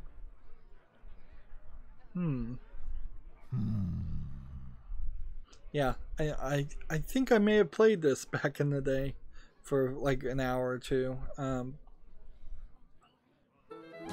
but I really doubt it's worth having or owning these days.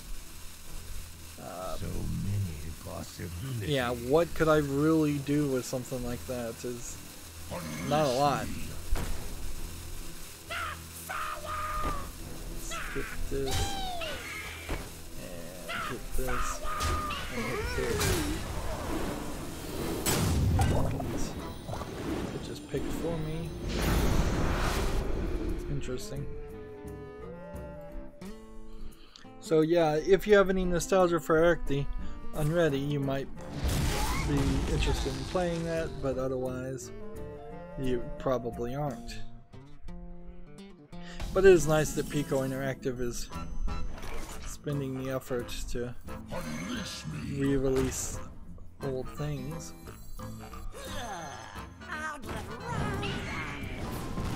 Attack. Wind Fury. Attack. Plus 3 health. There. In the turn. Next we have a game on Steam, also from Pico Interactive, called Mission Critical, that looks like it's got some full motion video in it. I have to wonder if maybe I played this game too. I don't think I did.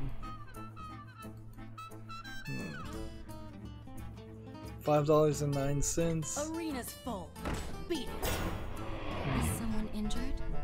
I'm gonna have to just look at the Pico line and decide whether I want to put them on the wish list or not, because they are teasing something that we don't get a lot of, which is the really old games.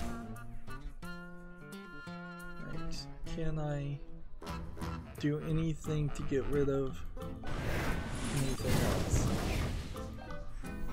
Not really.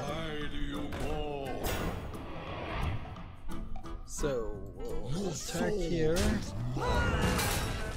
Attack here. Attack this. And poison. You have better. And he'll just quit.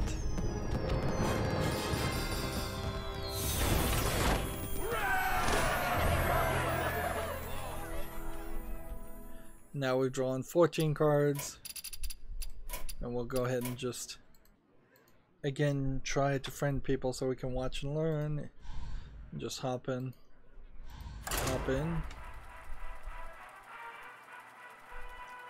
And the next game we have on Steam is an old game called The Dame Was Loaded.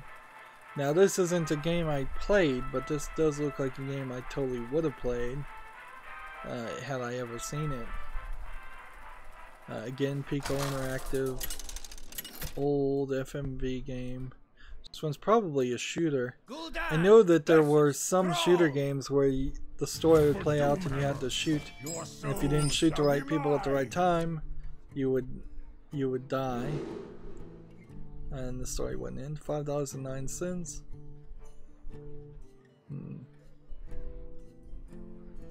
Let's see.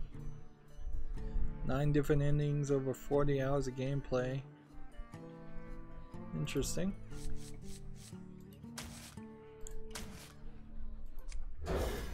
So yeah, another game that I guess I'm gonna put on the follow list or the wish list. A lot of these old games, kind of, I just want to own them to support the re-release of old games, in the same way that some of the adult games, I kind of want to just own them to support the industry that's publishing adult games.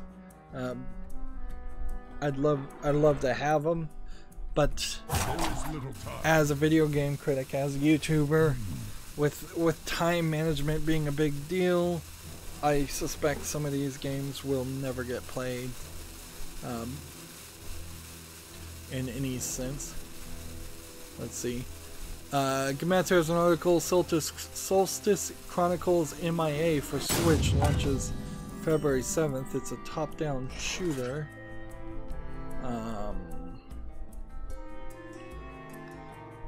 Not sure if it's Japan only right now or if it's worldwide release.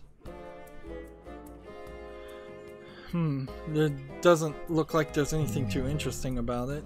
You can watch the trailer, I suppose. Almost out of time. Yeah, a Switch top-down shooter. Even the trailer here is showing it in the frame of a Switch, so the graphics must not be good at all. Yeah, that is not an intriguing concept of a game. There's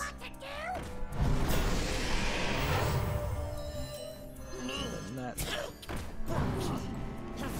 attack. Tech Raptor has an article. Dragon Ball game Project Z puts you in Goku's shoes. It's coming in 2019. So I don't think that this is going to just be a straight up fighting game though. I don't think this is just, we're taking the concept of Dragon Ball Fighters and we are once again going to try and sell your game based on the same license. This is going to have to be more of an adventure game where you go to different places and have a lot more dialogue and a lot more conversation.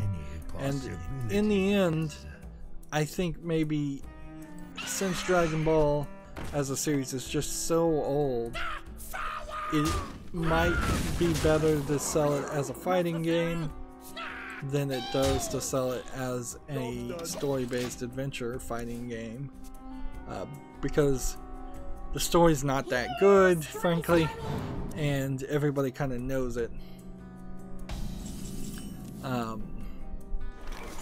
But there's also a problem with Dragon Ball games just constantly being resold and resold and resold.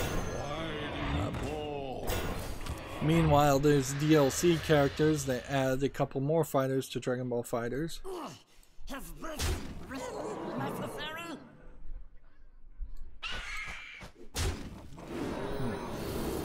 I guess you also run into a problem where for the Dragon Ball series right now there's kind of no new content coming out. Like there are new episodes I think coming out, but they're not coming out fast enough.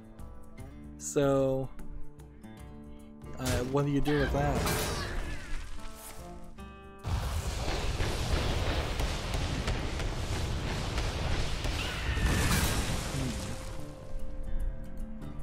I think it's very possible that they are overestimating the popularity. They're doing a very Japanese thing here where they saw Dragon Ball Fighters Z was very popular. That means we can sell anything and everything Dragon Ball and it will sell really well. And I think they're setting themselves up for disappointment, as they often do. Moving on, GameIndustry.biz has an article. Epic overhauls how loot boxes work in Fortnite Save the World. The developer aims for transparency and avoiding item duplicates. Let's see. And it says below this is interesting. This is a news brief article. Read more about this story by following the link below, and the link below takes you straight to Epic Games. Interesting. So they're not even trying to rewrite or copyright the, not copyright as in I own the copyright of something, but just copyright as in journalism, taking a announcement and writing it to make your own version of it, so you're not plagiarizing somebody. And I guess maybe you're making your own version actually to claim copyright on the article, although I seriously doubt any news station or reporter would ever claim copyright on the article. Well, Epic Games has this 3-paragraph article here talking about trying to add transparency to the loot boxes, but I imagine they're just doing barely enough to keep themselves from getting in trouble with well, everybody.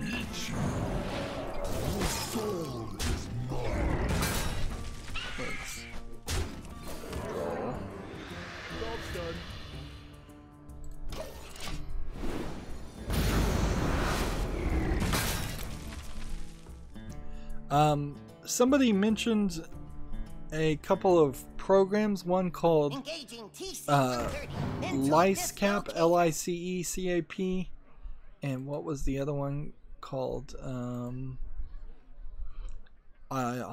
Maybe I closed that tab.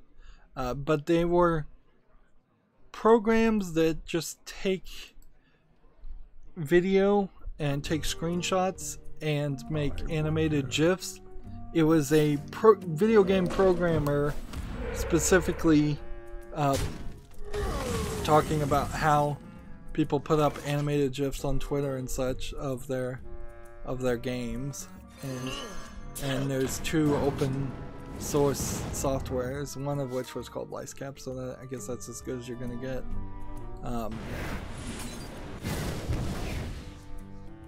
Is this a demon? No. Oh. Your soul is mine. I stole my card. Die, mage. Ready attack. So yeah. So if you ever need to make an animated GIF of something, that's an interesting idea. I don't believe YouTube supports animated GIFs, and instead is actually, they were experimenting at least for a while of showing auto-playing videos. In all honesty, I don't think I'd be able to make an animated GIF of anything interesting happening in most of my footage anyways. You'd have to speed up the footage quite a bit and spend a lot of effort on it. Let's just freeze this guy then. And what are we gonna do? Let's just end the turn here for now until we decide what we're gonna do. Gamata is an article, Kingdom Hearts 3 Memory Archive, English Summer Movies, Departures, Memories, Twilight, Dawn, and Darkness. So, they're not summer movies, they're summary movies. I misread that, yeah. So I think these summarize the general idea of what's going on in the Kingdom Hearts world. In all honesty though, for me personally, if you wanted to get me into Kingdom Hearts, you're gonna have to convince me to You're gonna have to convince me by remaking all of Kingdom Hearts at this point. You would have to say, here, we're gonna merge the like 20 games that are in the series down into a much more reasonable like 3 games at most, and we're gonna get rid of a lot of the grinding, and we're gonna get rid of a lot of the repetitiveness. We're just gonna almost make it a boss rush and cutscene style game. I watched a YouTube video that tried to summarize the whole thing, and they said that basically most of Kingdom Hearts 1, where you're going to Disney worlds and doing things, doesn't matter, so you could probably cut out a lot of the Disney stuff and still be fine. Let's see, do I really want to get rid of this guy? Not bad.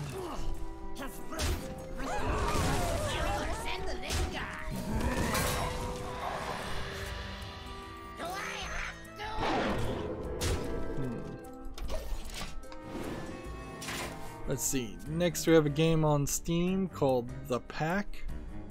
Looks like it might be a visual novel without any people in it. Oh look, here's a person. There's a person. Barely. I am science. It's $1.99. This is an English-Russian game. 2.5 hours of read time.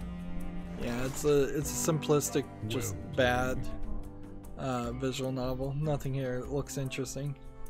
Like the part of a visual novel is it has to be visually appealing, so you can't just have generic backgrounds with maybe a stationary image. There.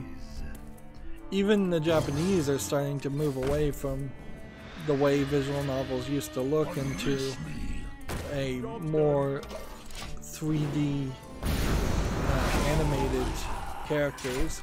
even if it is mostly focused on talking.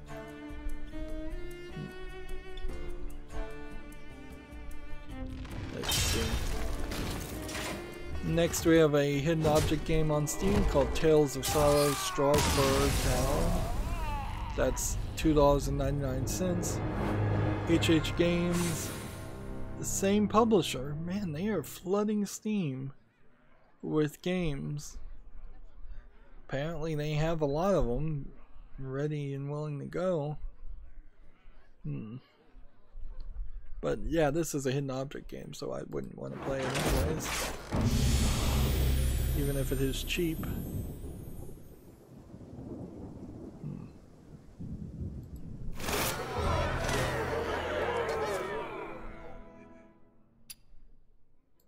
And we'll go ahead and try and friend this person, but clearly I'm gonna have to try and get a watch and learn off screen because that's not gonna happen here. Let's now switch to the Asian account, and I'm not sure how much time we're really gonna spend on the Asian account because we're working down towards the last few bits of news, and once we get the bits of news done and get just the 2 daily quests that need to be done, well, once we get the news done, I'm just going to end streaming.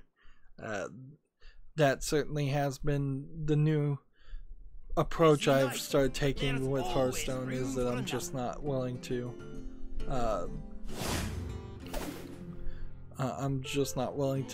play Hearthstone on screen if I have nothing to talk about, and often I don't have anything to talk about. Alright, so we've got 3 games, Mage, and Warlock.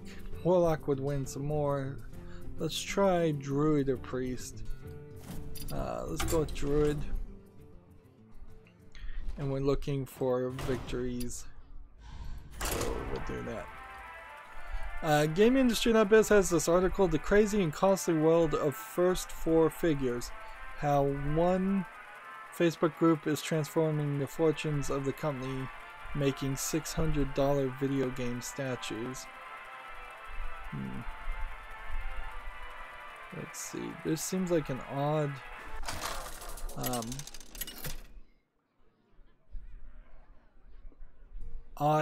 almost advertisement for a company called First 4 Figures. $400 resin statues. It's not completely unheard of to spend ridiculous amounts of money on resin statues and action figures. It's stupid, undoubtedly, but people do it, certainly for all kinds of comic book characters and video game things. Unfortunately, I don't think this is really a story worth mentioning. This is just somebody getting paid to write an article.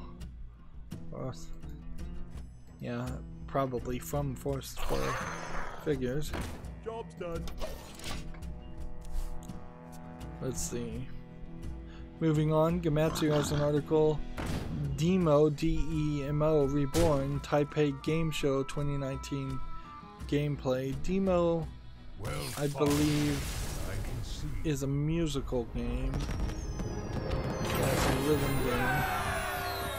And so they've got some footage of how it plays. That's one victory. You're playing as this long-haired little girl, anime girl. Although in video games, aren't they all? Unless they're doing the hyper-realistic, and she's wandering around a tree that has a piano in it. And I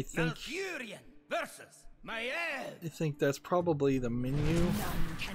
And then she's opened like a music book that is showing different songs you can play, or different levels.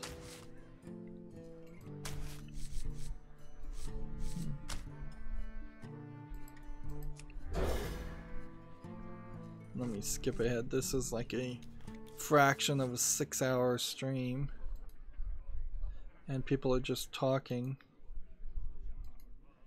Yeah, and it just skipped to a different game when I skipped forward, so there's very little actual gameplay here. So demo is still pretty much a mystery, and I would need to see more gameplay before it would potentially even strike me as a important or different style rhythm game compared to all the other rhythm games.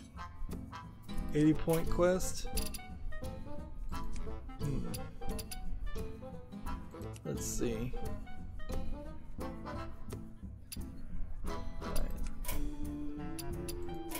I concede. I'm gonna concede to that guy then. I will play for 80 gold.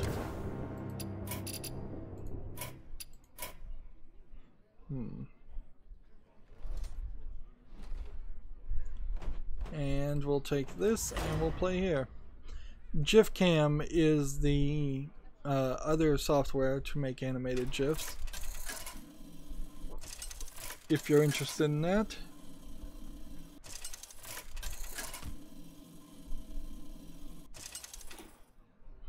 Next we have a game on Steam called Secret Savings, which You asked for it. seems like it's just a asset flip game in a 3D environment where you might be looking around, stealing things, or collecting money. $9.99 for a VR game. Doesn't seem like there's really anything going on there though, as far as a game.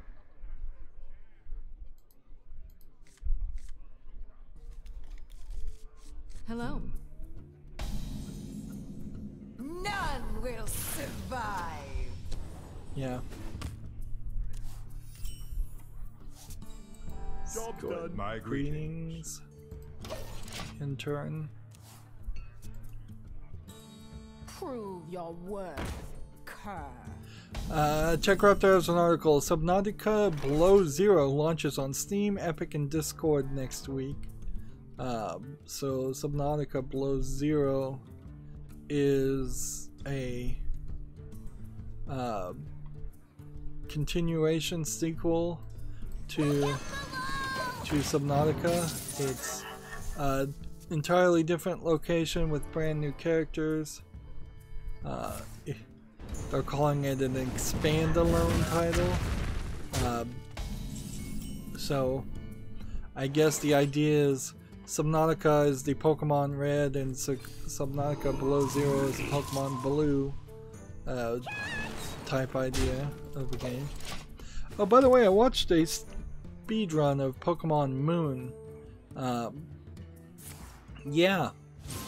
While it's still the same general idea of Pokemon, it at least slightly it changes the world and changes the characters you're playing as. It does something new, at least at some parts. But I would argue that I think Moon is 6th generation Pokemon. It feels like a lot of things could have been improved upon still. To not have the games be the exact same things again. It makes an odd scenario where I just don't know which Pokemon should be the first Pokemon for a new kid to play. Because, well, I would say Let's Go Pikachu, Let's Go Eevee is the first one they should play, because that one is way better improved, in my opinion, than just the mainline story ones. Because the mainline story ones kind of stick way too much to the same old formula.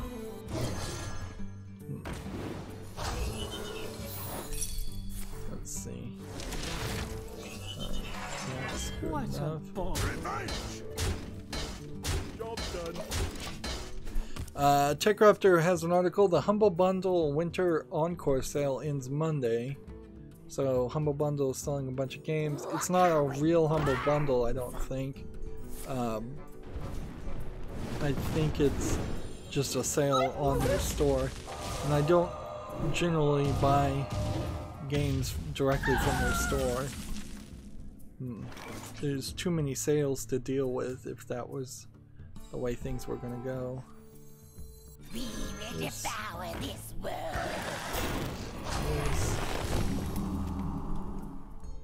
And Revenge! Binaroo! there we go. Next we have a game on Steam called Depth of Consciousness, which is a platformer with pixels, Super Meat Boy style. Very visually lacking with just solid black backgrounds and bright white foregrounds. You're gonna have really sharp angles or a lot of shading if you're gonna go for a black and white aesthetic. 59 cents discounted, an English-Russian game, so that's not something that interests me. So we play these. We do this. This.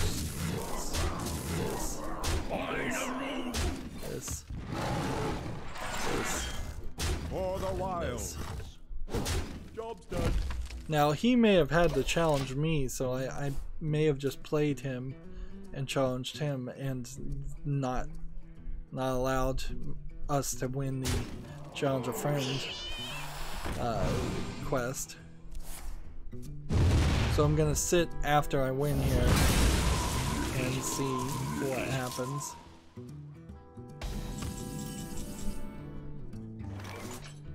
And Mushroom power!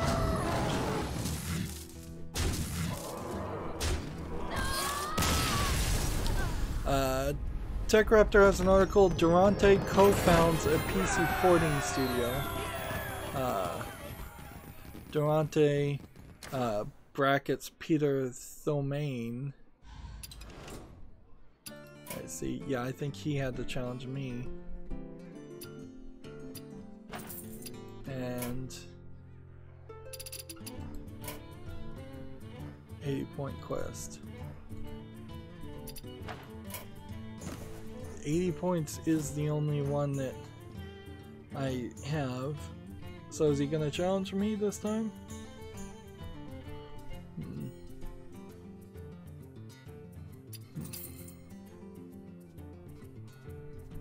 Let's see. Peter Thomaine has announced that he's getting into the porting business, starting PH3 Games, an offshoot of the main PH3 studio. Yeah, he had to challenge me. Oops. I'll have to remember that. I kind of knew that, but I figured he would cancel it and then accept to challenge me. Let's see. Durante surfaced on August 2012 with DS Fix, a fix that essentially made Dark Souls playable. Oh, that's who Durante is. He's the one that's been modding games and fixing them. Let's see. He says, I'm miss, as in my mistake, I guess is what he means to say. I mean, we are on the Asian account, so his English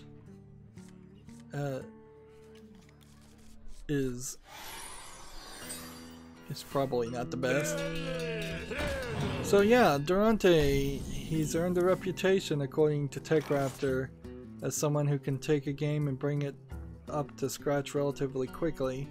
Wasn't he working for somebody? Didn't he get hired by somebody?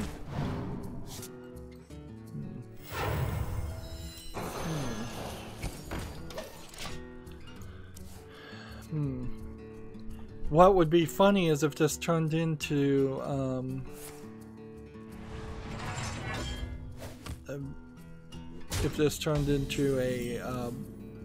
a job where his first project is to remaster Dark Souls and get it running really, really well on PC.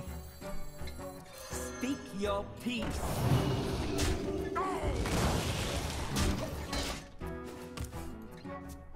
Moving on though, we're trying to get through all the news.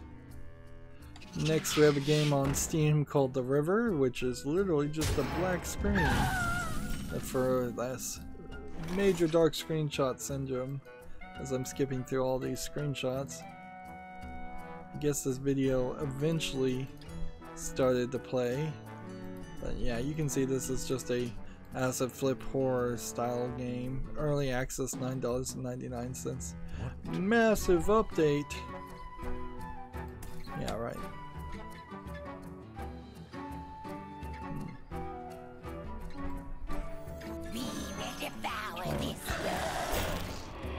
And attack here.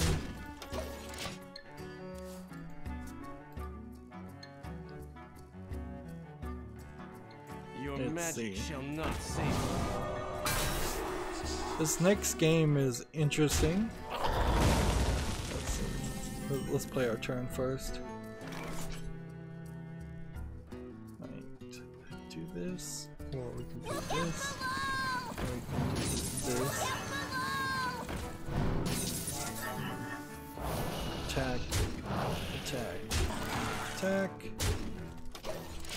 So we have got this game on Steam called Gyro Buster, which looks like it is a straight up Beyblade clone game. Now, the thing about Beyblade though is even though the cartoon was out there trying to make it interesting, I don't think it ever was super popular. And as a game, it's kind of boring and kind of dumb.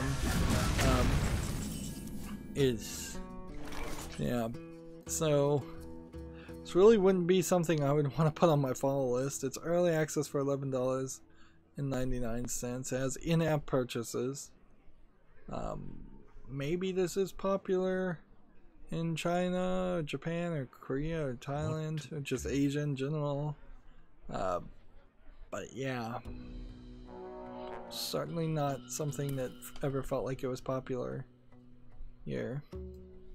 In the United States or in the West. So we're just gonna have to go with this. And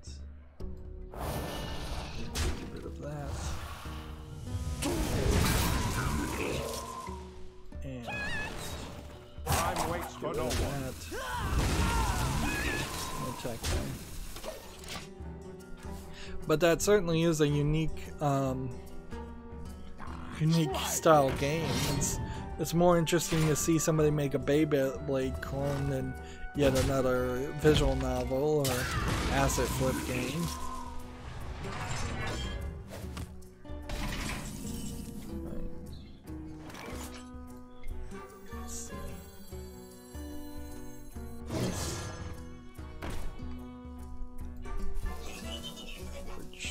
Hit that. And then summon that. And then hit that. And summon that. And then we'll play this. So they all death rattle again. Job's done. In the turn. Tech Raptors has an article. Game developers want to unionize according to the GDC Year in Review 2019.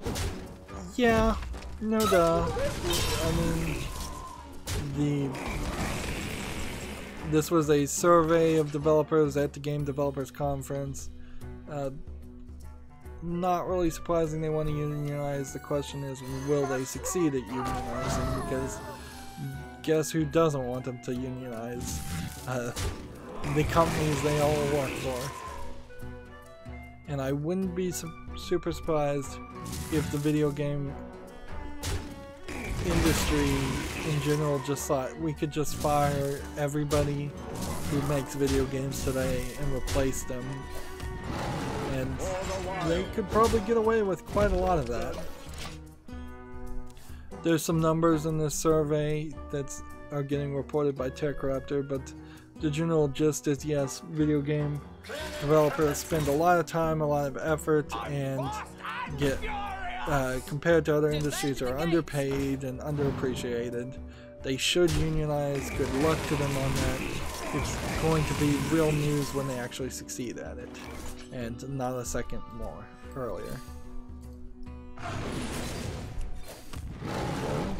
Mushroom!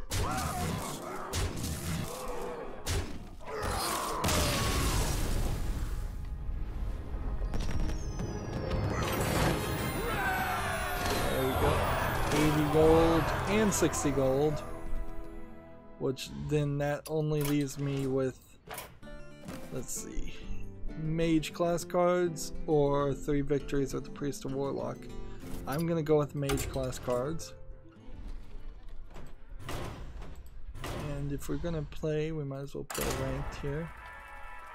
Next we have this game on Steam called Card Brawl, which this looks interestingly animated as an RPG card battler game, probably deck builder game. I'm willing to put this on the fall list. I like the art style, it's kind of unique. It's doing some things a little bit differently with the interface. The light shall bring victory. Instead of doing the standard Hearthstone, all the cards are at the bottom for you and there's a bunch of cards at the top that don't matter, and all the enemies are taking up the middle of the thing. This is $1.19 too, so this might not be a super long game, and the idea of playing a card game that's not that long would be slightly interesting, certainly. Yeah, there's an appeal to that. Meanwhile, I probably should play Slay the Spire at some point as a card deck building game too. I'm not sure if I'm gonna get around to it anytime soon. I guess if we're just playing cards, we should just play cards. Next we have a game on Steam called Attack of the Giant Mutant Lizard, which almost looks like a clone of the arcade game where you would climb walls and destroy buildings. Rampage is the name of that game, yeah. But that's not really what this is. This is just an asset flip game. Early access for $1.99. What to do? An incredible discovery!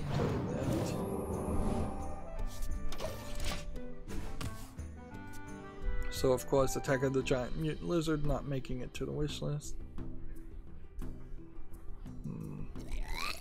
Next we have a game just by Asian characters that is already mostly negative.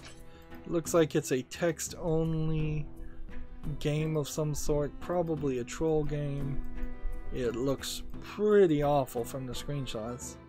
English is not supported, it's $1.75, and it's a Chinese only game, so yeah, does not look good.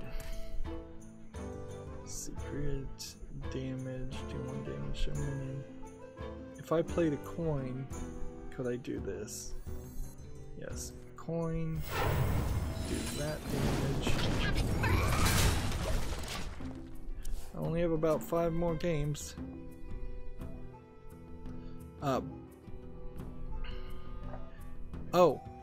There was a, I believe, Overwatch article that was mentioned, worth mentioning apparently. Apparently this was maybe not an Overwatch, maybe this was in Fortnite. So yeah, I don't have the article in front of me, so I could get this wrong. But someone somewhere, a group of kids basically, put in their description of their team,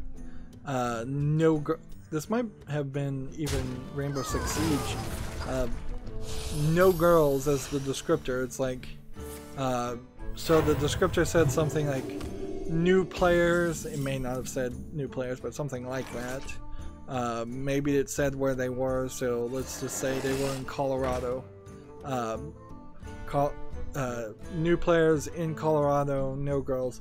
Now, the exact phrase for it said no girls, and I would argue the interpretation here is pretty odd,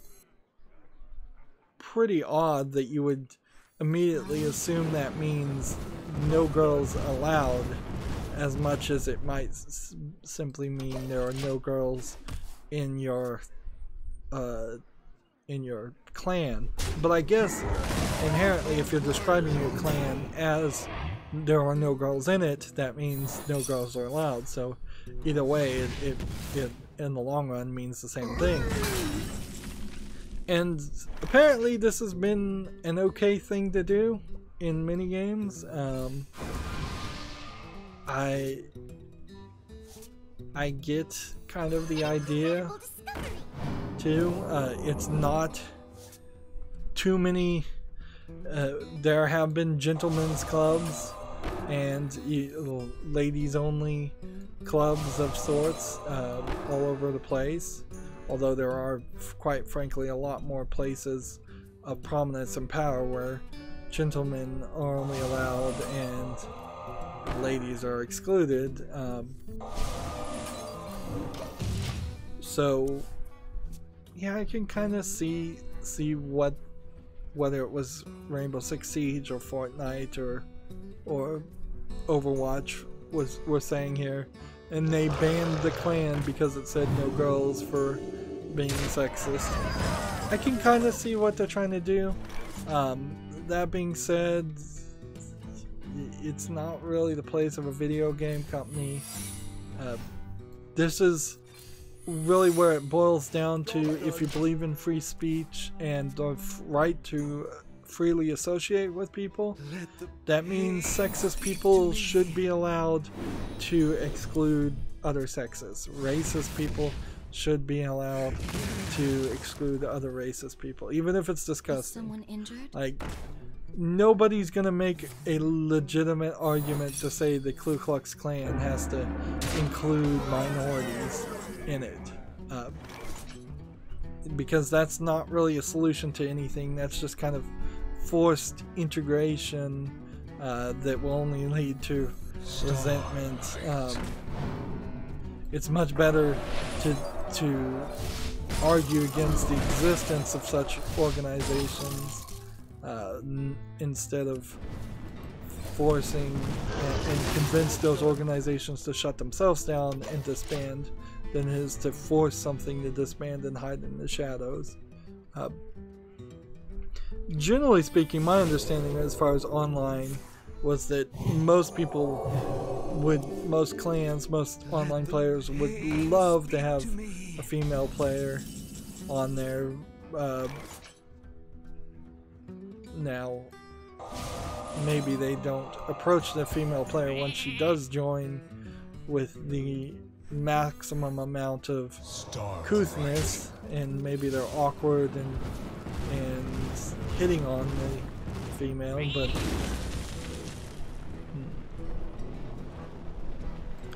let's see. And if you flipped it the other way, and if you made a clan that said gay players only, homosexual players only, I bet the same company would be perfectly fine with that. If it was a LGBTQI only group, I bet it would not have gotten banned. But that is just speculation on my part. But that would be as exclusionary as any other group. Moving on though, TechRaptor has an updated article. It says updated permanent Overwatch price drop for PC is now live. This might mean that Overwatch is starting to lose a bit of its income.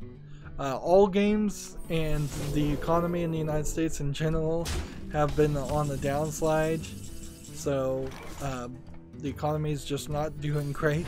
Probably in part due to the China trade war. My will is not my own. But yeah, I imagine everybody is trying to get a little bit more money. Overwatch is getting a little bit older, so there's definitely some things there. Hearthstone had this blog that I mentioned, and I didn't have it open last stream, so we'll talk about it now. It's called Ranked Play Update, A Faster Climb. We've heard a lot of feedback about the long climb in rank playing, so starting in February ranked play season, we're introducing a quality of life change by reducing the number of stars required to advance in many of the ranks. Currently every rank has 5 stars, that was a thing that was added, and so they're kind of undoing the thing they had just done. So that shows some flippantness and that they really didn't do it. So going forward, until they make another change, in February, rank 50 to rank 60, which by the way, they added 25 ranks to start off with. Rank 50 to rank 16 is 3 stars per rank, which means I probably will start hitting much higher ranks than rank 16. Rank 15 to rank 11 will be 4 stars per rank, and rank 10 to rank 1 will be 5 stars per rank. I might actually start ranking around rank 11, or even rank 10 going forward at that. So that's real good news. That's a cool thing that hopefully doesn't somehow counterbalance itself out and I still end up at the lowest ranks of rank 20 or lower. But that's probably about one of the biggest exciting changes you could make. I suppose it's worth mentioning that some of these games, after every stream, again, when I look at them a second time and give them a second thought, sometimes they don't actually make it to the follow list. So yeah, there was 2 or 3 games that I said, oh, I'll give this game the benefit of the doubt, and then I went back a couple hours later and looked at it again and went, nah, this really doesn't need to be on the follow list. It's not something I'd actually play. Let's play one more game and then that'll be the end of this recording. Next we have a game on Steam called Warzone VR, which looks a little polished, but you can see it's already mostly negative, so people are not having any fun with it. Early access VR game for $8.99. I bet it crashes like crazy. But, yeah, this isn't just it doesn't completely look like an asset flip game. It looks like somebody's really trying to do something there. Quality wise, they're just not really succeeding. Next we have a game on Steam called Anti-Grav Bamboo Copter, which looks like a simplistic sort of flying around platforming game. Not anything of real interest.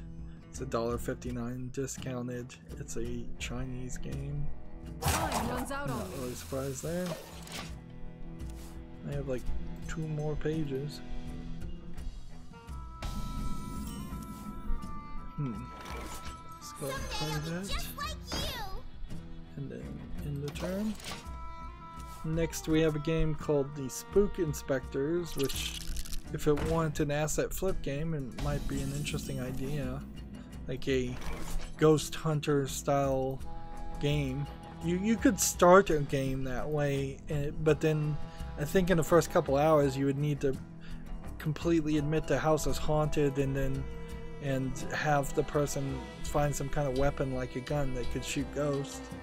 $3.99 for the Spook Inspectors. And yeah, it's not worth it.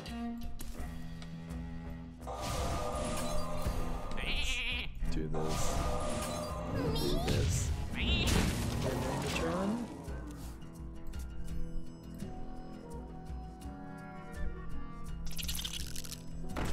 And I'm still running into problems with the GeForce experience refusing to optimize my games. I don't think I'm gonna ever get it fixed at this point. It seems to me like it's something really wrong with it. I've gone into safe mode. I've tried to use cleaners to uninstall it and start over. either it's my network is blocking their telemetry tracking terribly, or something else is just screwed up. I feel like I probably need to do a fresh install of my entire PC, and that is not worth it at all. I'm looking at the Humble Bundle. The Double Fine Bundle has about 13 hours left, and then it's done, and I imagine in a couple of days there will be a new bundle to replace it, because there's no other game bundles. Which then that brings me back. Well, we could look at Twitch and just see if there's any new Twitch Prime things. No, not lately. Although I may have grabbed a couple Twitch Prime things and not mentioned them. Still really not going to do anything with that. Somebody commented on my Commander Keen video, and that was nice to see somebody actually watch it. And be nostalgic for an old game. That was always the theory of my YouTube channel, is that I'd cover a bunch of lesser known older games, and that would have people finding my videos more than trying to play the most popular competed against games, AAA games that are brand new. Apparently Fiverr also will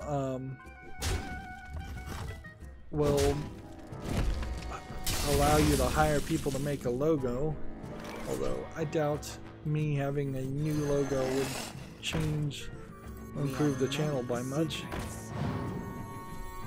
Starlight. Like, I do need an artist, but I need an artist that I could develop a relationship with. Let's see, Gematsu has an article here. Demo for Switch version 1.5 update now available. I didn't realize demo was already out. There's a game on Steam. We'll see.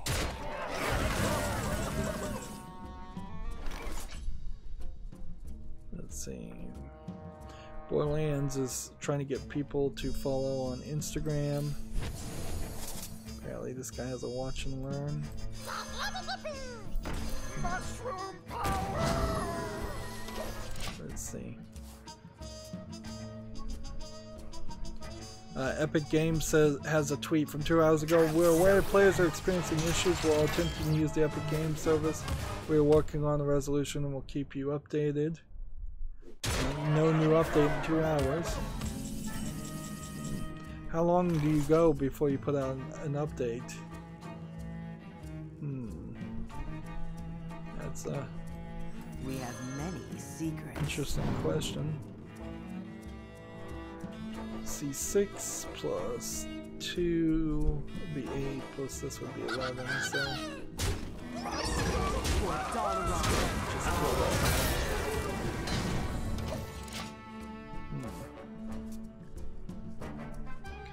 Tech Raptor has some quick thoughts on the Anthem VIP demo. Frankly, I don't care about the VIP demo. I want to see what the actual game is in its finished state.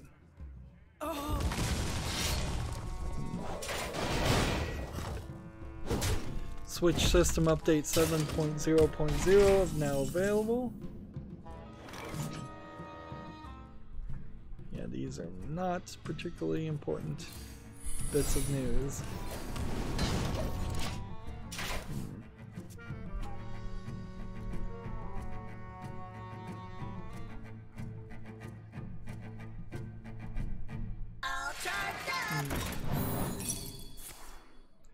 You see the Game Hero stat came out 3 hours ago, so that's, I think, all the news. 4 hours ago, Hearthstone aired on my channel because it started so late. And I'm now just scrolling through my Twitter feed and looking at things I've already looked at. 5 hours ago, Borderlands 2 episode 88 aired on my channel.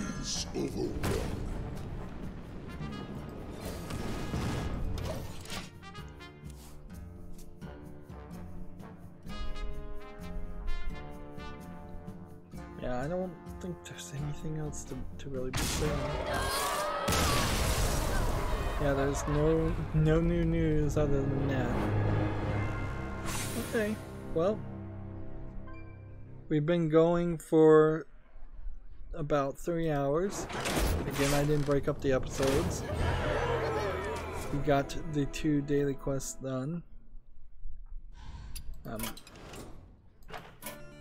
So we just have like 1 daily quest on this account, and I don't even think we have any other daily quest. If we do, it's 1 on the European account, and that's it. So that's gonna be it for this stream.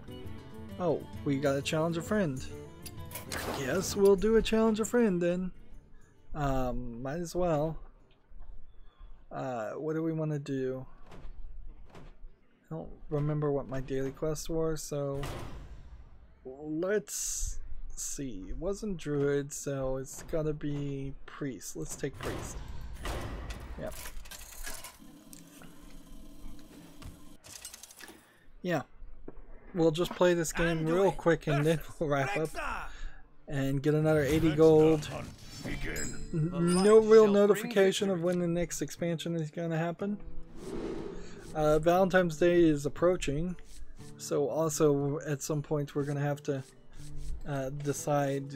I would have had to decide if I was going to do any kind of Valentine's Day streams or videos. I'm not. What I would have done in Valentine's Day is probably tried to play an adult game, but I don't have time for it, and YouTube is still up their own butt about being family friendly, and so it would just be a lot of work. Flash fails. Try crystal.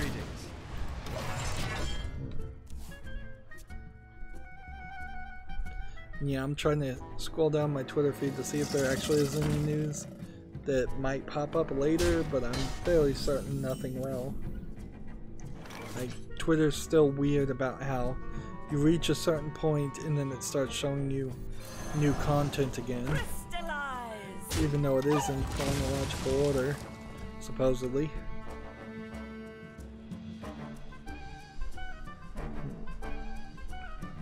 A new version of OBS is in the works, so give it a few more weeks and maybe I'll upgrade the software and maybe there'll be something cool or interesting that I can do that I couldn't do before. I doubt it, but it could happen. All that Mortal Kombat news disappeared real quick. I guess people were just not super happy with the content that was being shown, so they went quiet.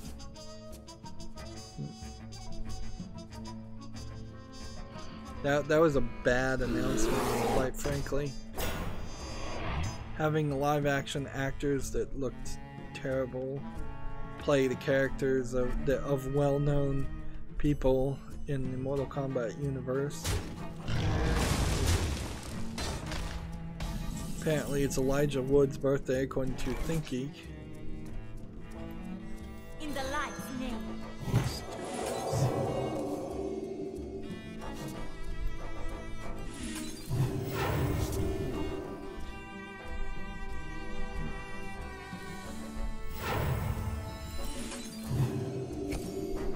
There we go. Astounded.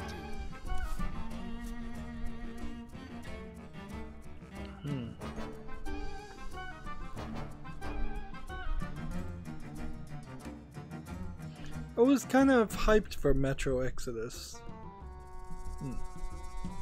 So now you're in this weird position where you're still kind of getting the feeling that, like, hey, there's people actually on the chat.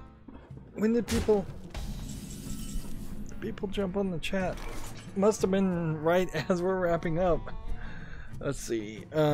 Mika Johnson, are you a North America priest?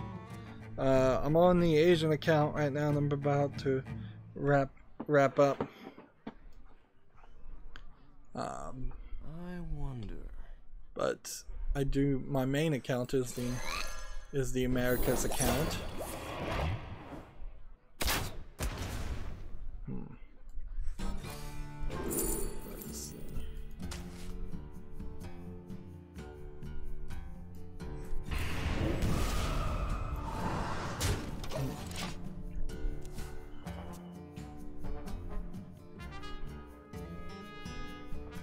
Adam Ruins Everything, the guy, if you know who he is, started a podcast, and it's about interviewing people who make video games. And the first person he had on his YouTube podcast was, well, at least that's what I saw it on his YouTube, was Edmund McMillan, the creator of Super Meat Boy and Binding of Isaac. I haven't listened to it yet, but it probably will be slightly interesting to listen to. Inherently, though, a lot of these people, a lot of game developers go on a lot of podcasts and shows and then don't say anything that is actually worth reporting on, or it's so inside baseball stuff that you would have to be an aspiring game developer to care about it at all. Yeah, I'm kind of just in this waiting position where I feel like we'll eventually have to wait for the Epic Store to come and go as a failure before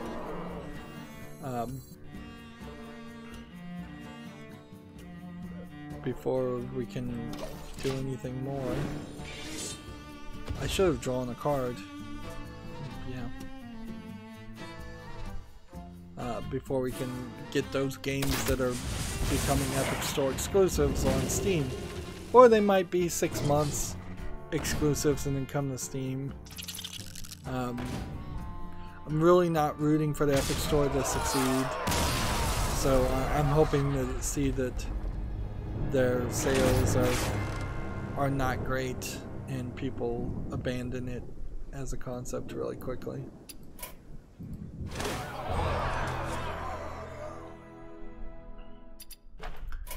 Yeah.